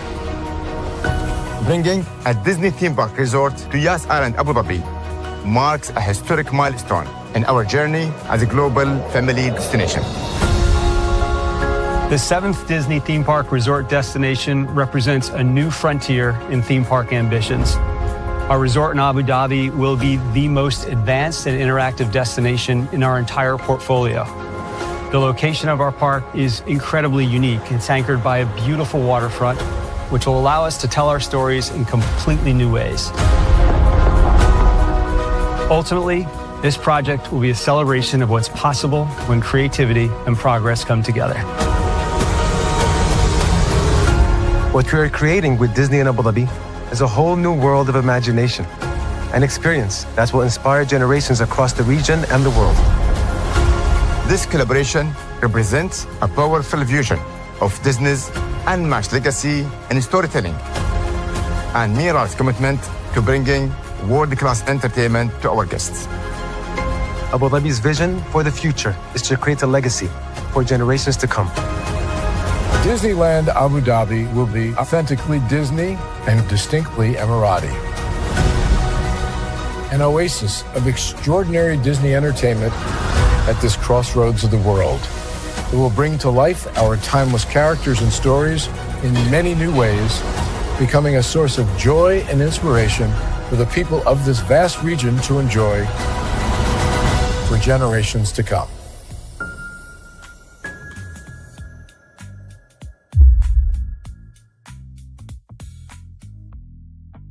Power 923 Jams and the Arkansas Minority Health Commission encourages you to take the COVID-19 vaccine to help keep you and your loved ones safe. Involved in our community, the People Station, Power 923 Jams, KIPR Pine Bluff, Little Rock, KFOG, Little Rock, a Cumulus Media Station. And now, back to the jams. Hip-hop. Drake. Girls want girls where I'm from.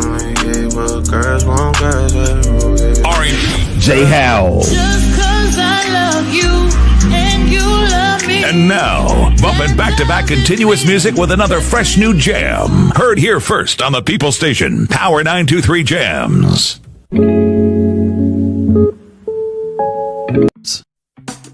Caesar. Just look at him. Politician. General. Author. Ruler. Man.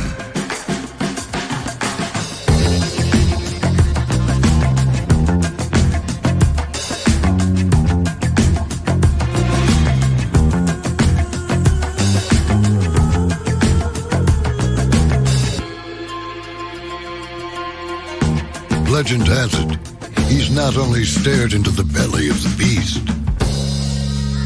he's had it for dinner. Here he's free to relax, or party, or relax, or party, or relax, and party. His is a world of opulence, excess, and the occasional impulse buy. Not one to rest on his laurels, he's famous for ushering in a new age of entertainment. So, for anyone seeking a place where the sun never sets on a good time, all this awaits. I am Caesar, and I approve this palace.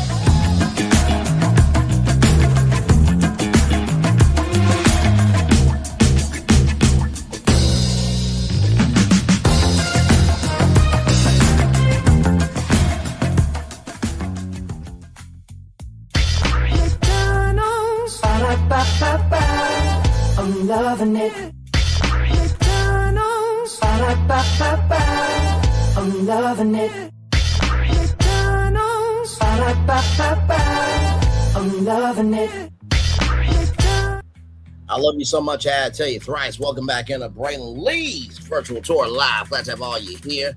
Child, we have talked about the Housewives like you would not believe.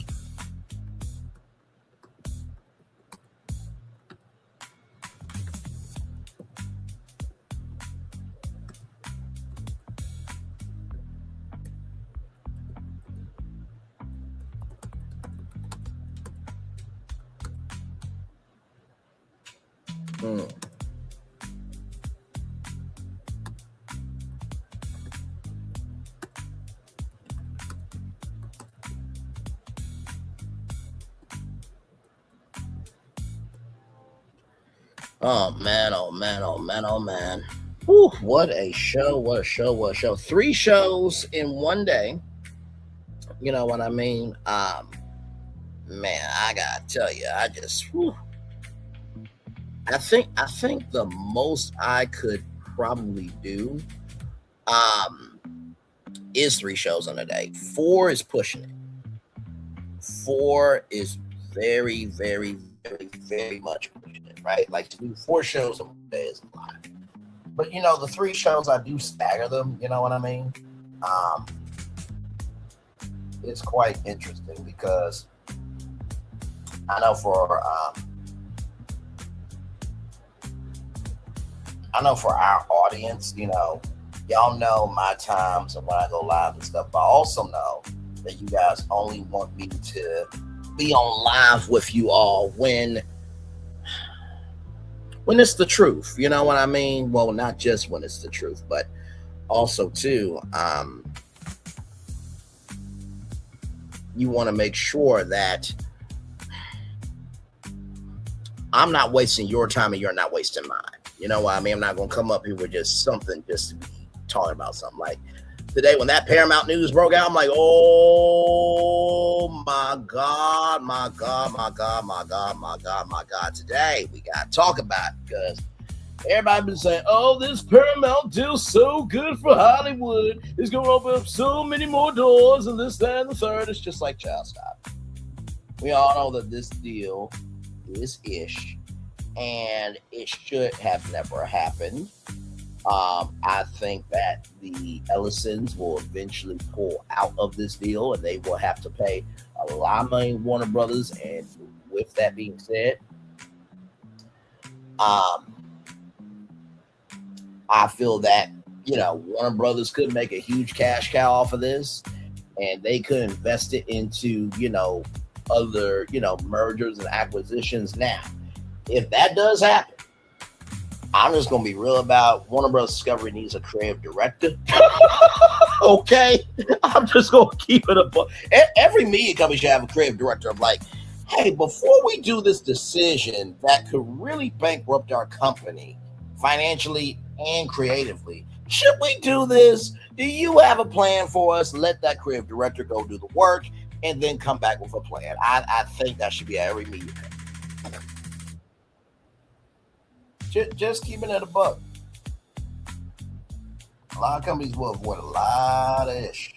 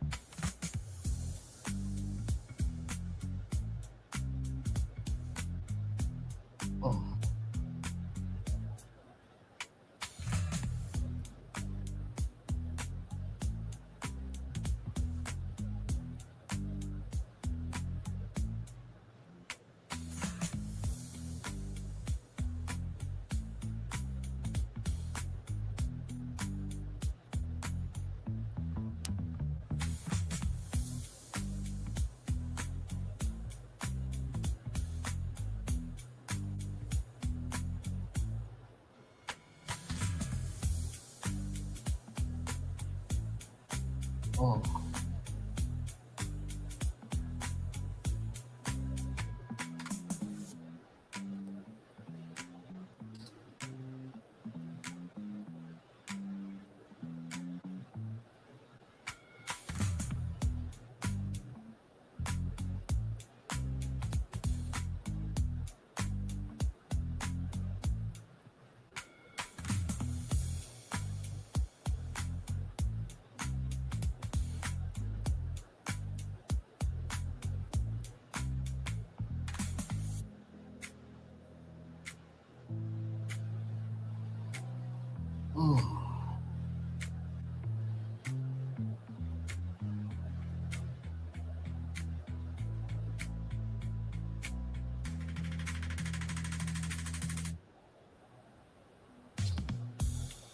Yep, we're just chillaxing, y'all.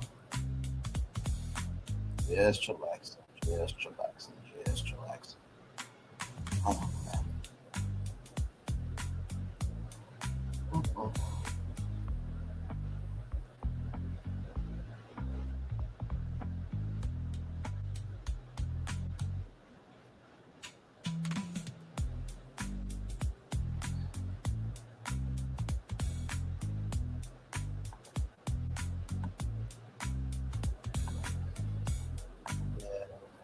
Yep.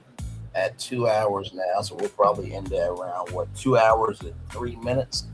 I was really playing on roll to see what she was going to say, if anything, but I gotta help her with StreamYard because she may not know.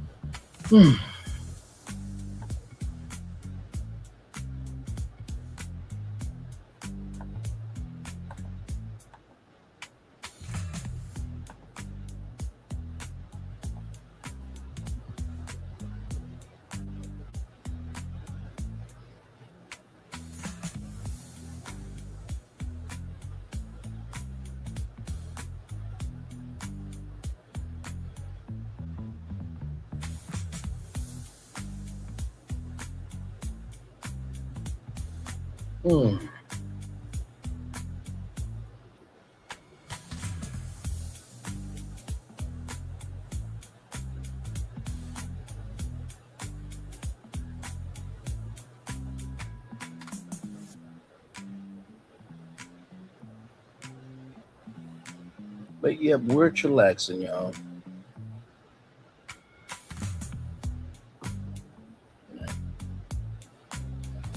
So tomorrow, y'all, just stay tuned. I will have a show for y'all, whatever the hell this thing is, which, child, just...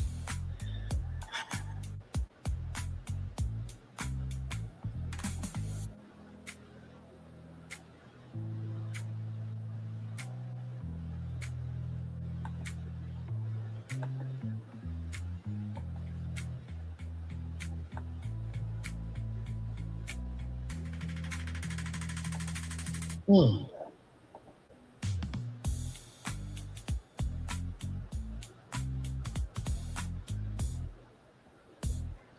man, what day today?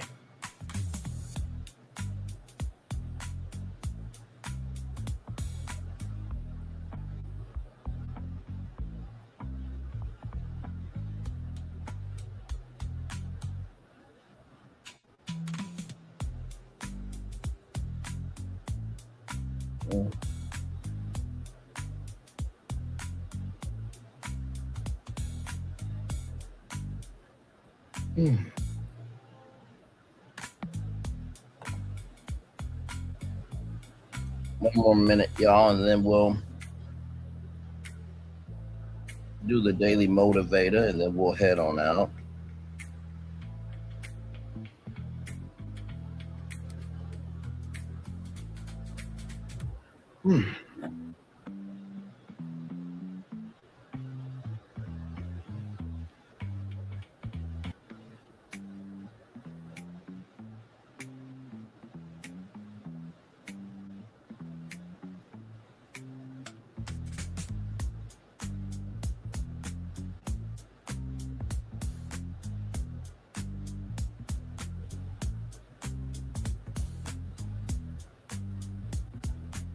Almost there, y'all.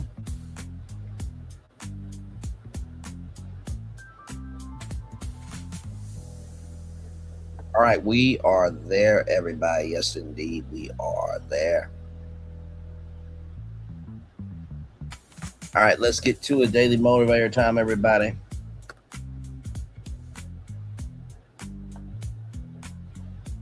Here we go, here we go, here we go, here we go, here we go, here we go. Compassion is the radicalism of our time. Tenzin Gyatso, 14th Dalai Lama. Okay, then listen. Shout out to the legacy of the Dalai Lama. Okay, listen. Amen. Praise him. Hallelujah. All right, here we go, everybody. It's time for the daily motivator here. Let me get up for y'all. Hey, welcome in. Good to see y'all.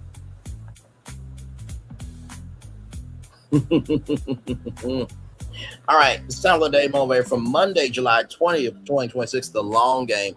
When you're too ambitious, you put yourself in danger of burning out. At the other extreme, if you become too complacent, there's a good possibility of sliding backward.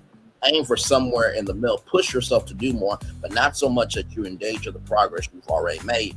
Avoid the unforced errors that are sure to come when you're constantly out of balance. Be appreciative of the value you create and eager to add to it with sensible, sustainable effort. Enjoy what you've earned, but never take it for granted. Balance ambition with satisfaction. Enjoy the moment you're in while also working to ensure a rich and fulfilling future. Play the long game with good balance. You're able to go far. Ralph Lauren. Let's talk about the long game, because I definitely feel that, when I think about, where I am, right? I was on LinkedIn today, right?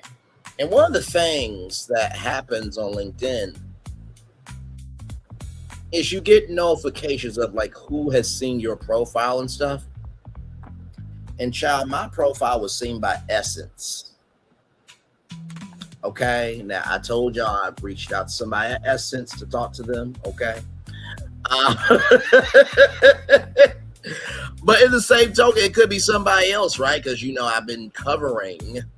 Okay, I've been covering the Essence Festival, but I've been covering it in a fashion that probably other companies that not. Let me flip that reverse around. Let me flip that reverse and rewind it back.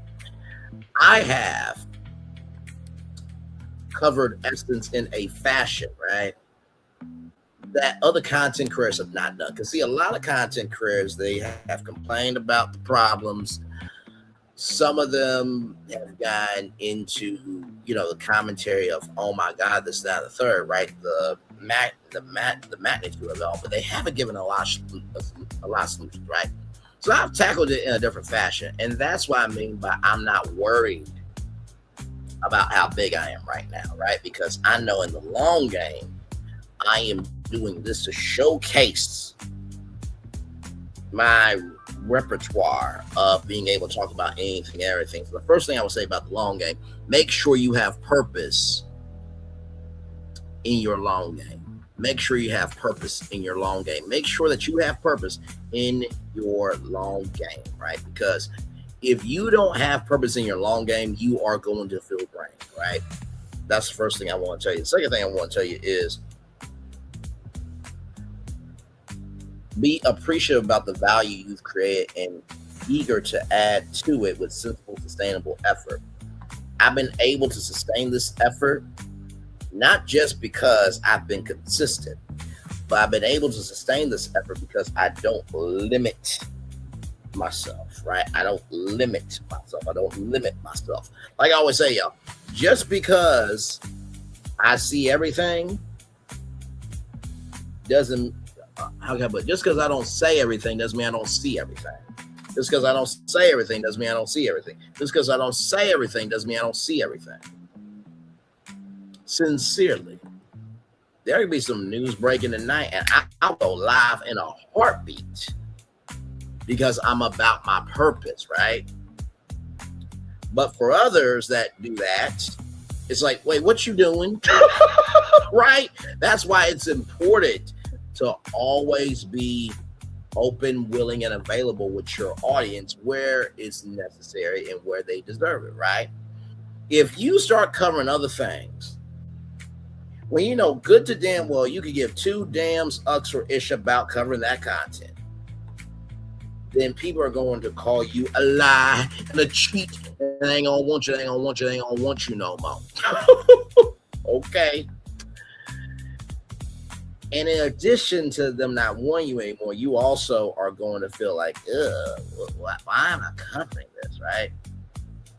And like I said, it's one thing to cover something because you genuinely care about. It's another thing to cover when you're trying to plug up the holes of how much you're sinking in your YouTube channel or social media platform.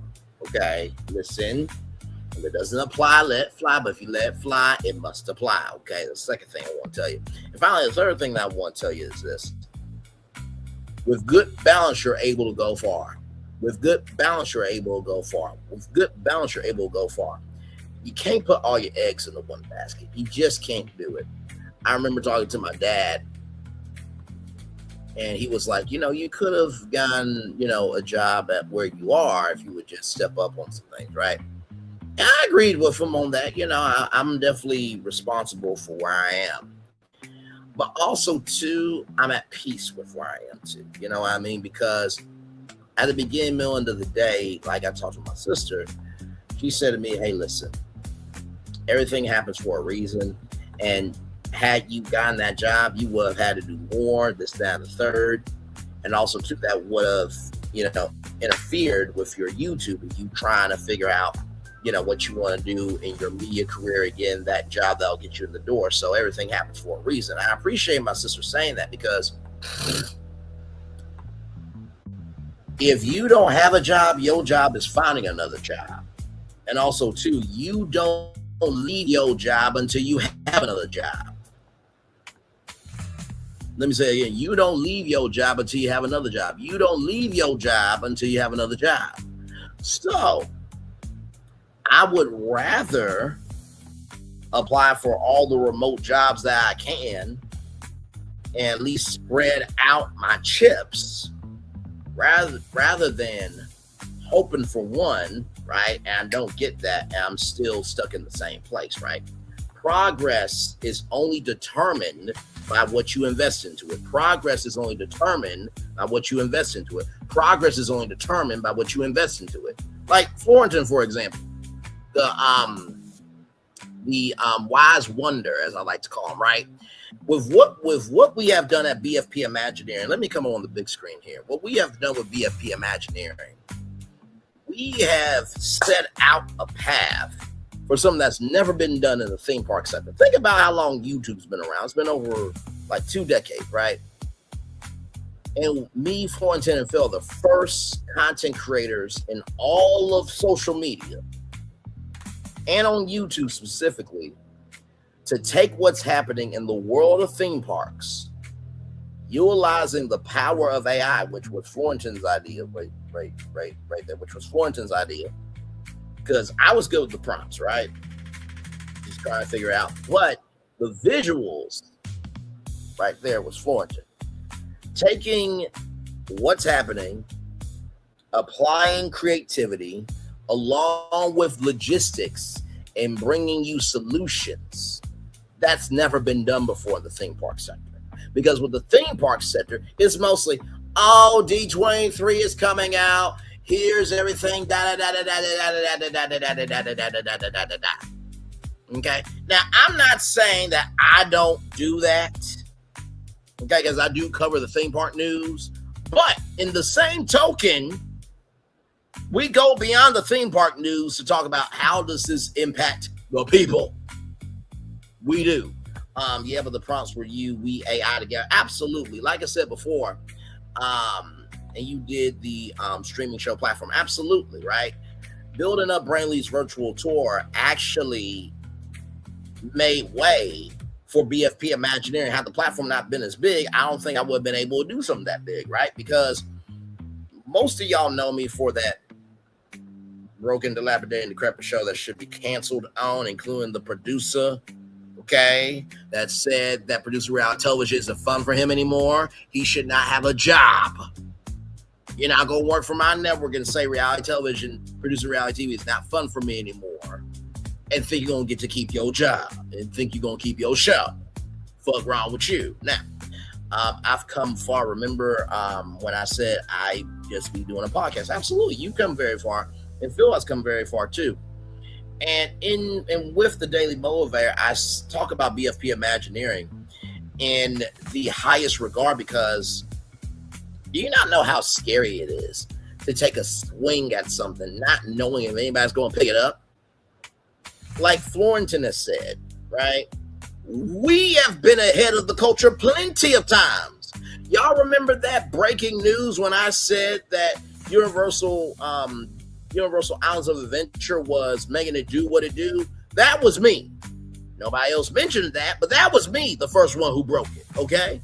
Not to mention Bray's Clues, bringing in that rollingout.com article about Lockheed Martin, and then a parcel being bought by Universal. Hello, connecting the two together.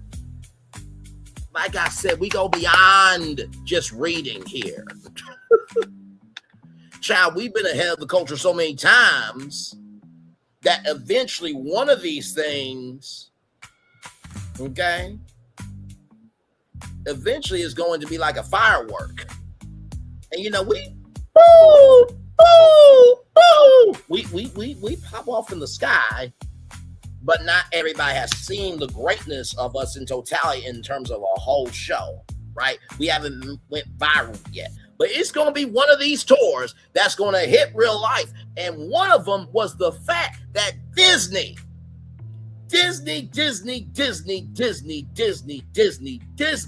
decided to do what Braylon Phillip Florentin's been doing and partnered up with Adobe Firefly. When Capture the Magic said AI doesn't create anything new, and that guy said, I don't know how I can use AI to keep everybody around. But yet Disney's in partnership with Adobe. Come on now. And I'm not saying you guys say, oh, we're not worthy, Phil, Braylon, Florentin. Oh, BFP Imagineering is the holy grail. Oh, without you, we will be a fallen world. We're not asking for that. All we're asking for, hey, y'all want to come on? Y'all seem to know what y'all talking about. Credit us from time to time. That's all we're saying. Because we know we're doing good work. And if we did care that much, we wouldn't be putting everything into it. Because I will say, everything that we have pitched is going to be bigger, better, bolder, realer, and liver than whatever the fuck they're going to present at D23 August 14th, 15th, and 16th. Our ideas are going to be bigger than what is going to come out of Neil Patrick Harris' mouth and everybody who's a presenter on that showcase for the theme parks. Bet you my last dollar. Actually, I need my last dollar. Bet you on my creativity, which if I'm betting my creativity, I'm going to win. Hell to the low. I think it's because it's something different. Like you said, we really aspire to it. Thank you for trusting in the unknown. But if it fell, we have fun, great memories. If you don't win, if you don't fail, nor know if you never try, but we implemented our passion. Absolutely. Every single thing we've done has been passion. Absolutely every single thing we've done has been passion. By the way, right? I'll just keep it a buck with you. When we did our interview with that guy from that Once Upon Studio. He wanted, right, to keep it on the fact of, my God. He wanted to keep it on the fact of just the short, right? But here's the problem. Because we are who we are as Disney fans, you can't talk about the short without talking about Michael Eisner. Hello, I'm Michael Eisner. Hello, I'm Michael Eisner. Hello, I'm Michael Eisner. You can't talk about the short without mentioning Frank Welsh. You can't talk about the short without mentioning the totality of Disney. You can't mention that without talking about the video games and talking about what used to be at Disney World and Disneyland and how all that combines. You can't talk about the short without recognizing parts of history that makes up the short. You know what I mean? And so I appreciate, yes, Matt Murr, absolutely. And what I appreciate about that interview, right? And you know what? Going into it, y'all, for real, I just wanted to be deaf, dumb, and blind, right? Because I know that you guys see me up here. It's like, damn, Braylon Lee makes it look easy. I mean, listen, he has his, let me see.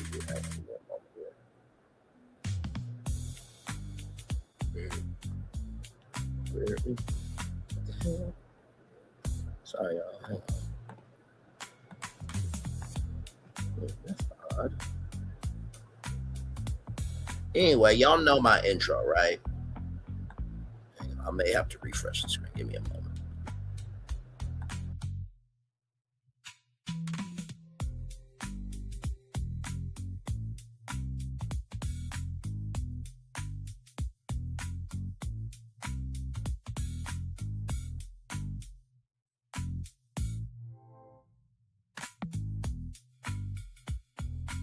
Okay, there you go. I had to refresh my screen, child. Okay. So y'all know I got my intro, right? Y'all know I got my outro, right? Right here. Give it a moment.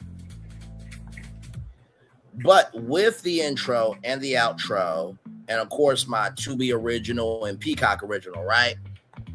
And the meat in the middle, right? I make it look easy because I invest in my gift. Your gift will make room for you, but I also believe if you don't invest in your gift, not only will it not make room for you, but you can lose your gift. I genuinely believe you can lose your gift, right? So within that premise, right, I always say to people, if you want to really know if you can handle being in the media industry, right, be a team player first before you're a team leader. Because if you can't get along with people, if you don't know how to be observant, and if you're not willing to make yourself available to make that rising tide lift that boat, you're not going to be able to move your own boat through the wire. I'm just telling you that right now, right? And in that interview, you know, Florentin was the lead host, right? And I was co-host. But when you watch the interview, what you see is Florentin, he's, you know, bobbing and weaving and making it do what it do. But I'm coming in every so often with like, hey, you know, Oswald was the first original character, and how interesting it was that Oswald was in the center when Mickey usually is in the center, right? And talking about the nuances, right? So I know how to hold my own and also let go and support. Not everybody has that combination as a host. Not everybody does. Let's just keep it a buck. Some people can hold their own as long as there's elements around them. You guys remember when COVID happened and then everybody, you know, had to do their shows from the house, and we really got to see who was actually really gifted and who was just gifted because everything was set up for them. Every show that I've done up to this point, right? Now, I've had, you know, people come on, you know, stream with me and stuff like that before, but most shows, it's just me. I'm holding my own for 2 to 3 hours live. That's a gift. And to not only keep the energy up, but to keep the content lively and make sure that it feels like a conversation. Like I always say, anybody can be a creator, but it takes somebody to be an artist. Yeah, but he was a good sport. It was me that brought up he could present, so I understand it was to promote and discussion. That next time I think it'll be different. But it was a potential thing, and we're all here talking about the potential. Haha. I always looked up for a discussion, but never thought I'll be making concept with Amigo. So blessed. Be more there all along. Absolutely. You know what I mean? So like I said, at the beginning, middle, end of the day, if you want anything in your life to be worth something, you have to invest. You have to invest. You have to invest. I literally saw a job today. Head of social media. And it was for a platform I've been trying to work with on YouTube for a while. You know what I did? I got my brain to braining and made the best cover letter for that company. Letting them know about their YouTube channel, letting them know about an original show that they had. Oh, I let them know. Not to mention it could be in San Francisco or remote. Okay. So, you know, BFP was running during the time of 2020. We've really been running smoothies because what we bring is virtual Brainley's virtual tour too. Absolutely. You know what I mean? Like I said, I submitted this show to NBC Universal because I believe that this type of show needs to be on TV. Now, of course, when it gets to, if it gets on Bravo, I did type in ChatGPT, does this work with Bravo? And they said, actually, this will work on Bravo because I do cover celebrity news, right? I do cover media, entertainment, entrepreneurship, real news that relates to our culture, right? So it will work on Bravo. Now, if Brainley's virtual tour gets on Bravo, I'm going to have to not cost as much. But I can do that when the check is right. You know what I mean? But if we get on Peacock, oh, it's streaming, baby. I'll already do a show on streaming. Like I said before, this is a TV show with a streaming soul. The streaming soul of it all is the boldness, the bite, and the bravado and the content. The commentary is the streaming part of it. We can go here, there, and anywhere. But the structure is the TV show of it. Like Brian Williams said, by the time I come on TV, you're gonna know I have something to say. You just don't necessarily know what I'm going to say. And that's a very powerful tool. It really is. Because think about it, every time you see a thumbnail for Brantley, you're like, damn it, this motherfucker doesn't know how to stop talking. That's literally what my cousin said to me. Once he started talking, he just didn't shut up. Thankfully, I found an industry where my mouth can make out checks that I can cash. I say that with all love, grace, and space, for sure. To my cousin and everything. But sincerely, every tour I've done has always been to make sure that we have a place to fall, that you know what's going on in the world, but most of all, that learning can be fun. This is an edutainment show, if you really want to call it that. With a lot of soul, actually. I was about to say a little bit of soul, but I put my foot up in this thing. You know what I mean? But absolutely. And not to mention, too, let me just say this. With the NBC Universal launch of Scripted Accelerator, which, y'all, I check every day. I have not got any word from NBC Universal yet. As soon as I get notice, y'all will get notice, okay? If they say, hey, Bray, we really love Brainley's virtual tour, but we also want BFP Imagineering to be a series on Peacock, you don't think I'm not going to bring in Phil and Florentin and we're not going to do BFP Imagineering as a series on, give me a moment.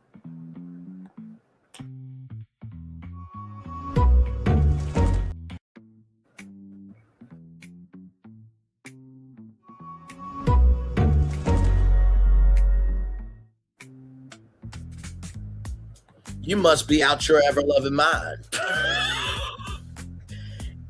And of course, and this is the thing I want people to get. If you're doing what you're doing already, by the time you get in Hollywood, they can't tell you what to do because they want the honey from the bees. We're the bees that make the honey. And so because NBC can't make the honey that we make, they're going to want the honey exactly as it is. So that means we'll get to pitch Disney concepts on BFP Imaginary. That means we'll get to pitch Universal concepts on BFP Imaginary. That means we'll get to talk about theme park stuff on BFP Imaginary. Imagine BFP Imaginary series on Peacock for 20 episodes. We could do 20 episodes very easily. And the good thing about it is we can tape BFP Imaginary or we can do it live. Remember, your work can get you work, but you have to put in the work in order for that work to happen.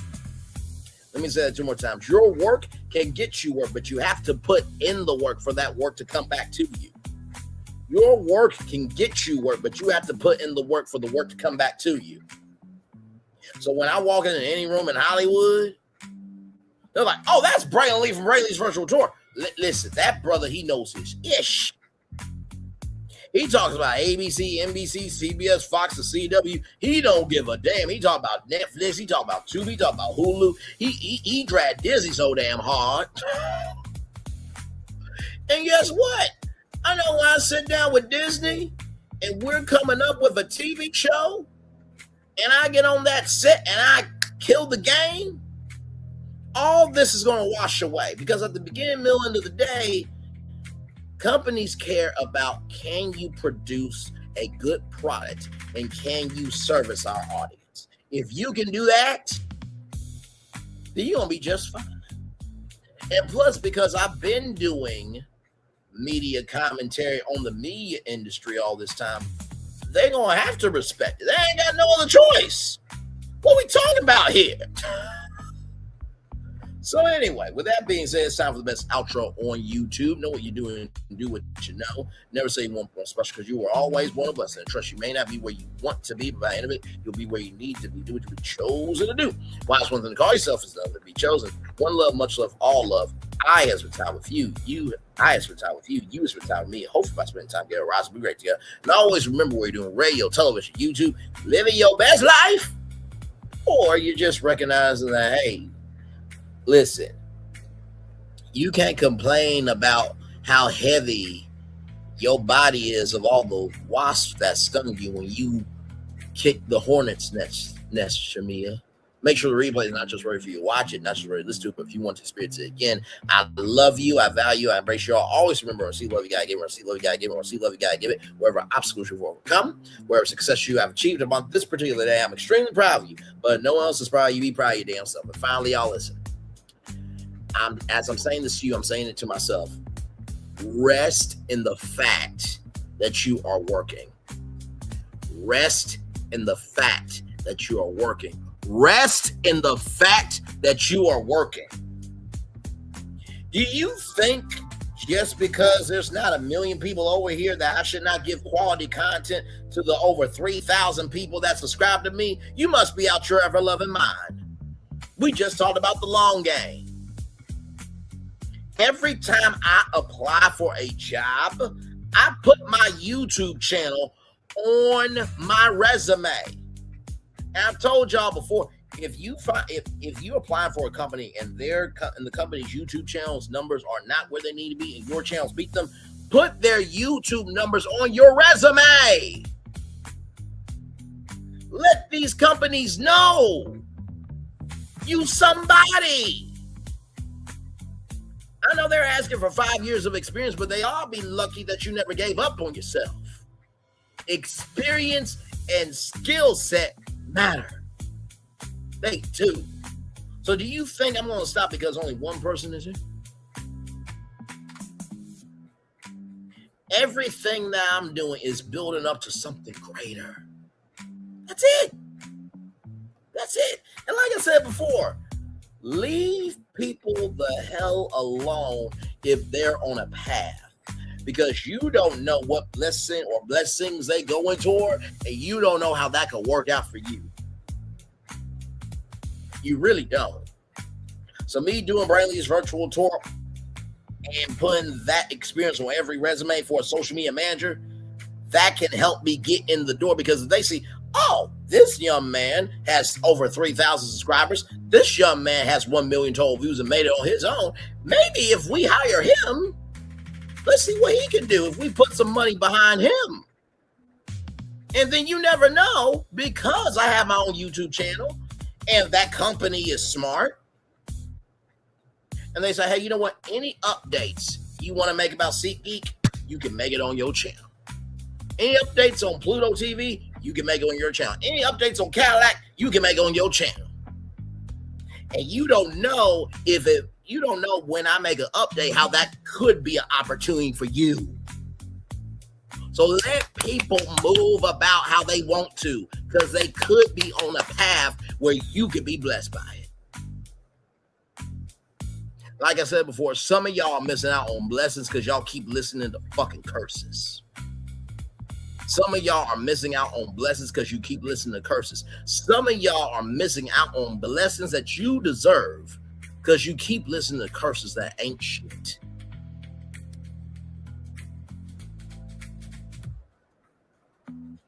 Hello? Hello? Hello? Commercial break and fireworks are coming your way for the day that was, for the day that's coming, for the blessings on the way for you, me, all of us, as a society, as people, as culture. I feel the love and send it right back to you. By the way, if it doesn't apply, let it fly. But if you let it fly, it must apply. Bye-bye.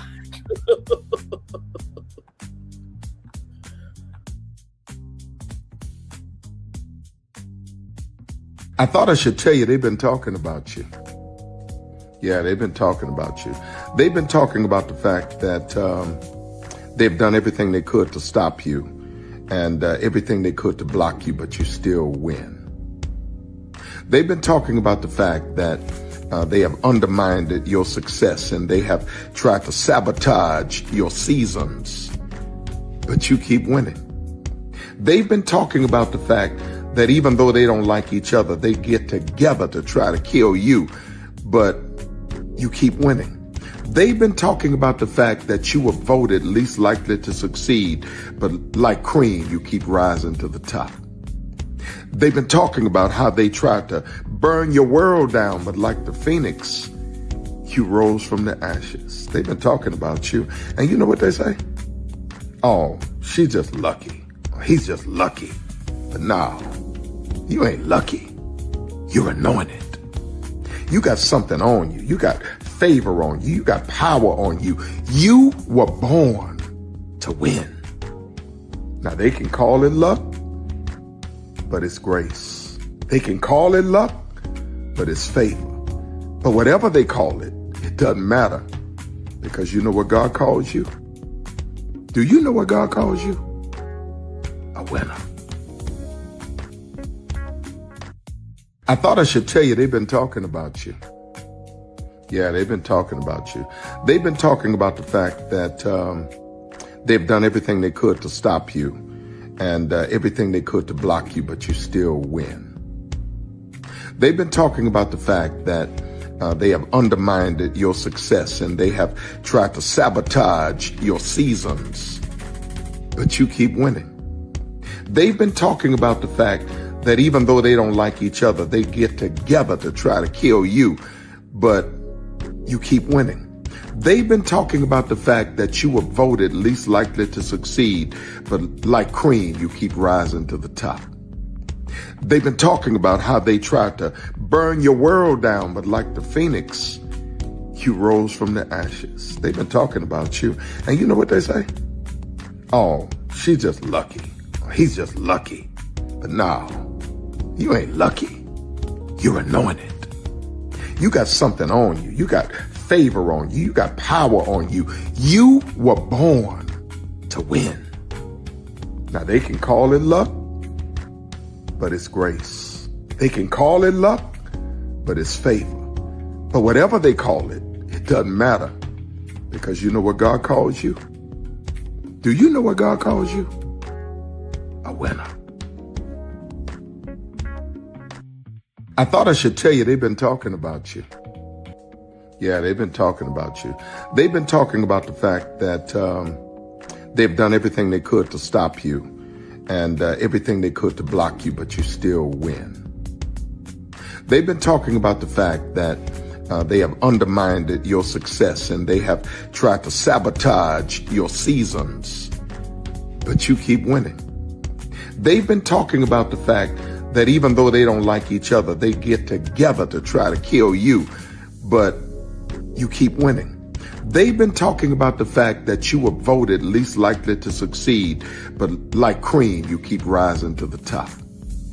They've been talking about how they tried to burn your world down, but like the phoenix, you rose from the ashes. They've been talking about you, and you know what they say? Oh, she's just lucky. He's just lucky. But no, you ain't lucky. You're anointed. You got something on you. You got favor on you. You got power on you. You were born to win. Now, they can call it luck, but it's grace. They can call it luck, but it's favor. But whatever they call it, it doesn't matter, because you know what God calls you? Do you know what God calls you? A winner. Good evening. My name is Mark Woodbury. I'm the chairman and CEO of Universal Destinations and Experiences. Well, we're finally here. Tomorrow we begin a new chapter at Universal Orlando Resort as we open Epic Universe. We built this place for you. I want to thank you, our fans, for your love of our stories, characters, and immersive experiences that inspired this incredible place. Epic Universe represents over 8 years of meticulous planning, immense creativity, and innovation, combined with unmatched craftsmanship and operational excellence on the part of thousands of people who have brought to life the stories and characters that live beyond each of Epic's portals. But it represents so much more. Your love of Universal and the deep connections we've shared together here in Orlando over the past 30 years inspired us to dream bigger and to push the boundaries to create something extraordinary for you and for generations of fans and families to come. And tomorrow, as we open Epic Universe, I can't wait for you to experience this place for yourself. Now it's your turn to step inside, to lose yourself, and to share this place with the ones you love most. As we open this park, we hope your world becomes a little more epic. Tomorrow, Epic Universe becomes yours.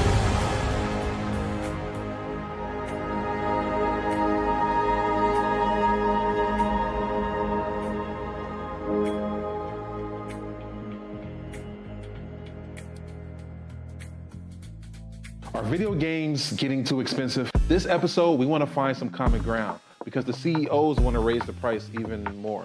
Not with these broken ass games. $5 million. That's how much San Andreas costs to make. Is it their fault for selling or our fault for buying? Corporations claim all this stuff. Devs say otherwise. Sports gamers, cozy gamers, whatever you call the people who play Power Wash Simulator. I think it stings a little bit more because I'm spending my actual money and my mom is not. Imagine they get rid of all movie theaters and then charge you the same price to watch the same movie at home. That's like every streaming service.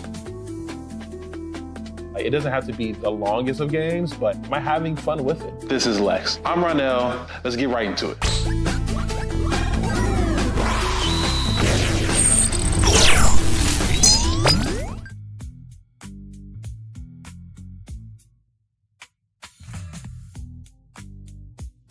Our video. Prepare for a journey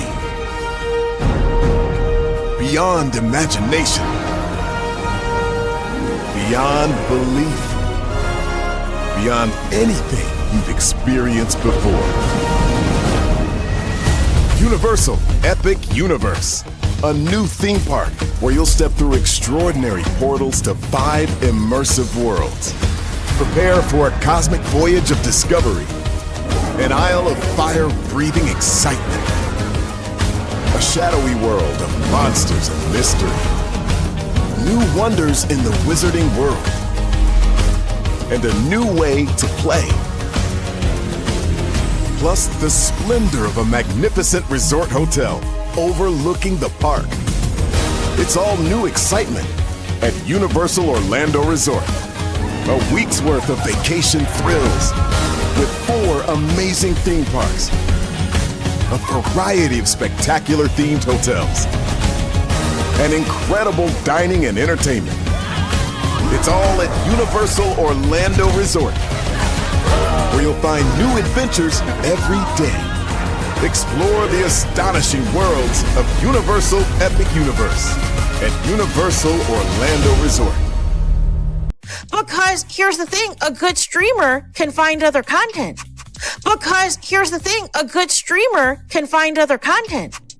Because here's the thing, a good streamer can find other content. Because here's the thing, a good streamer can find other content. Because here's the thing, a good streamer can find other content. I've been moving on my own accord, covering Black culture. There is more to life. I heard that, friend. Braylon, shout out to Braylon. Make sure y'all go follow Braylon in case y'all haven't. I love your content. I have been moving on my own accord, covering Black culture. There is more to life.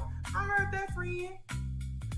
Braylon, shout out to Braylon. Make sure y'all go follow Braylon in case y'all haven't. I love your content. I have been moving on my own accord, covering Black culture. There is more to life. I heard that, friend. Braylon, shout out to Braylon. Make sure y'all go follow Braylon in case y'all haven't. I love your content. I have been moving on my own accord, covering Black culture. There is more to life. I heard that, friend. Braylon, shout out to Braylon. Make sure y'all go follow Braylon in case y'all haven't. I love your content. I have been moving on my own accord, covering Black culture. There is more to life. I heard that, friend. Braylon, shout out to Braylon. Make sure y'all go follow Braylon in case y'all haven't. I love your content. Child, Braylon been over there doing his thing, minding his GD business, staying out of trouble, trying to get the folks some positive stuff to talk about. Besides lying all the damn time. Child, Braylon been over there doing his thing, minding his GD business, staying out of trouble, trying to get the folks some positive stuff to talk about. Besides lying all the damn time. Child, Braylon been over there doing his thing, minding his GD business, staying out of trouble, trying to get the folks some positive stuff to talk about. Besides lying all the damn time. Child, Braylon been over there doing his thing, minding his GD business, staying out of trouble, trying to get the folks some positive stuff to talk about. Besides lying all the damn time. Child, Braylon been over there doing his thing, minding his GD business, staying out of trouble, trying to get the folks some positive stuff to talk about. Besides lying all the damn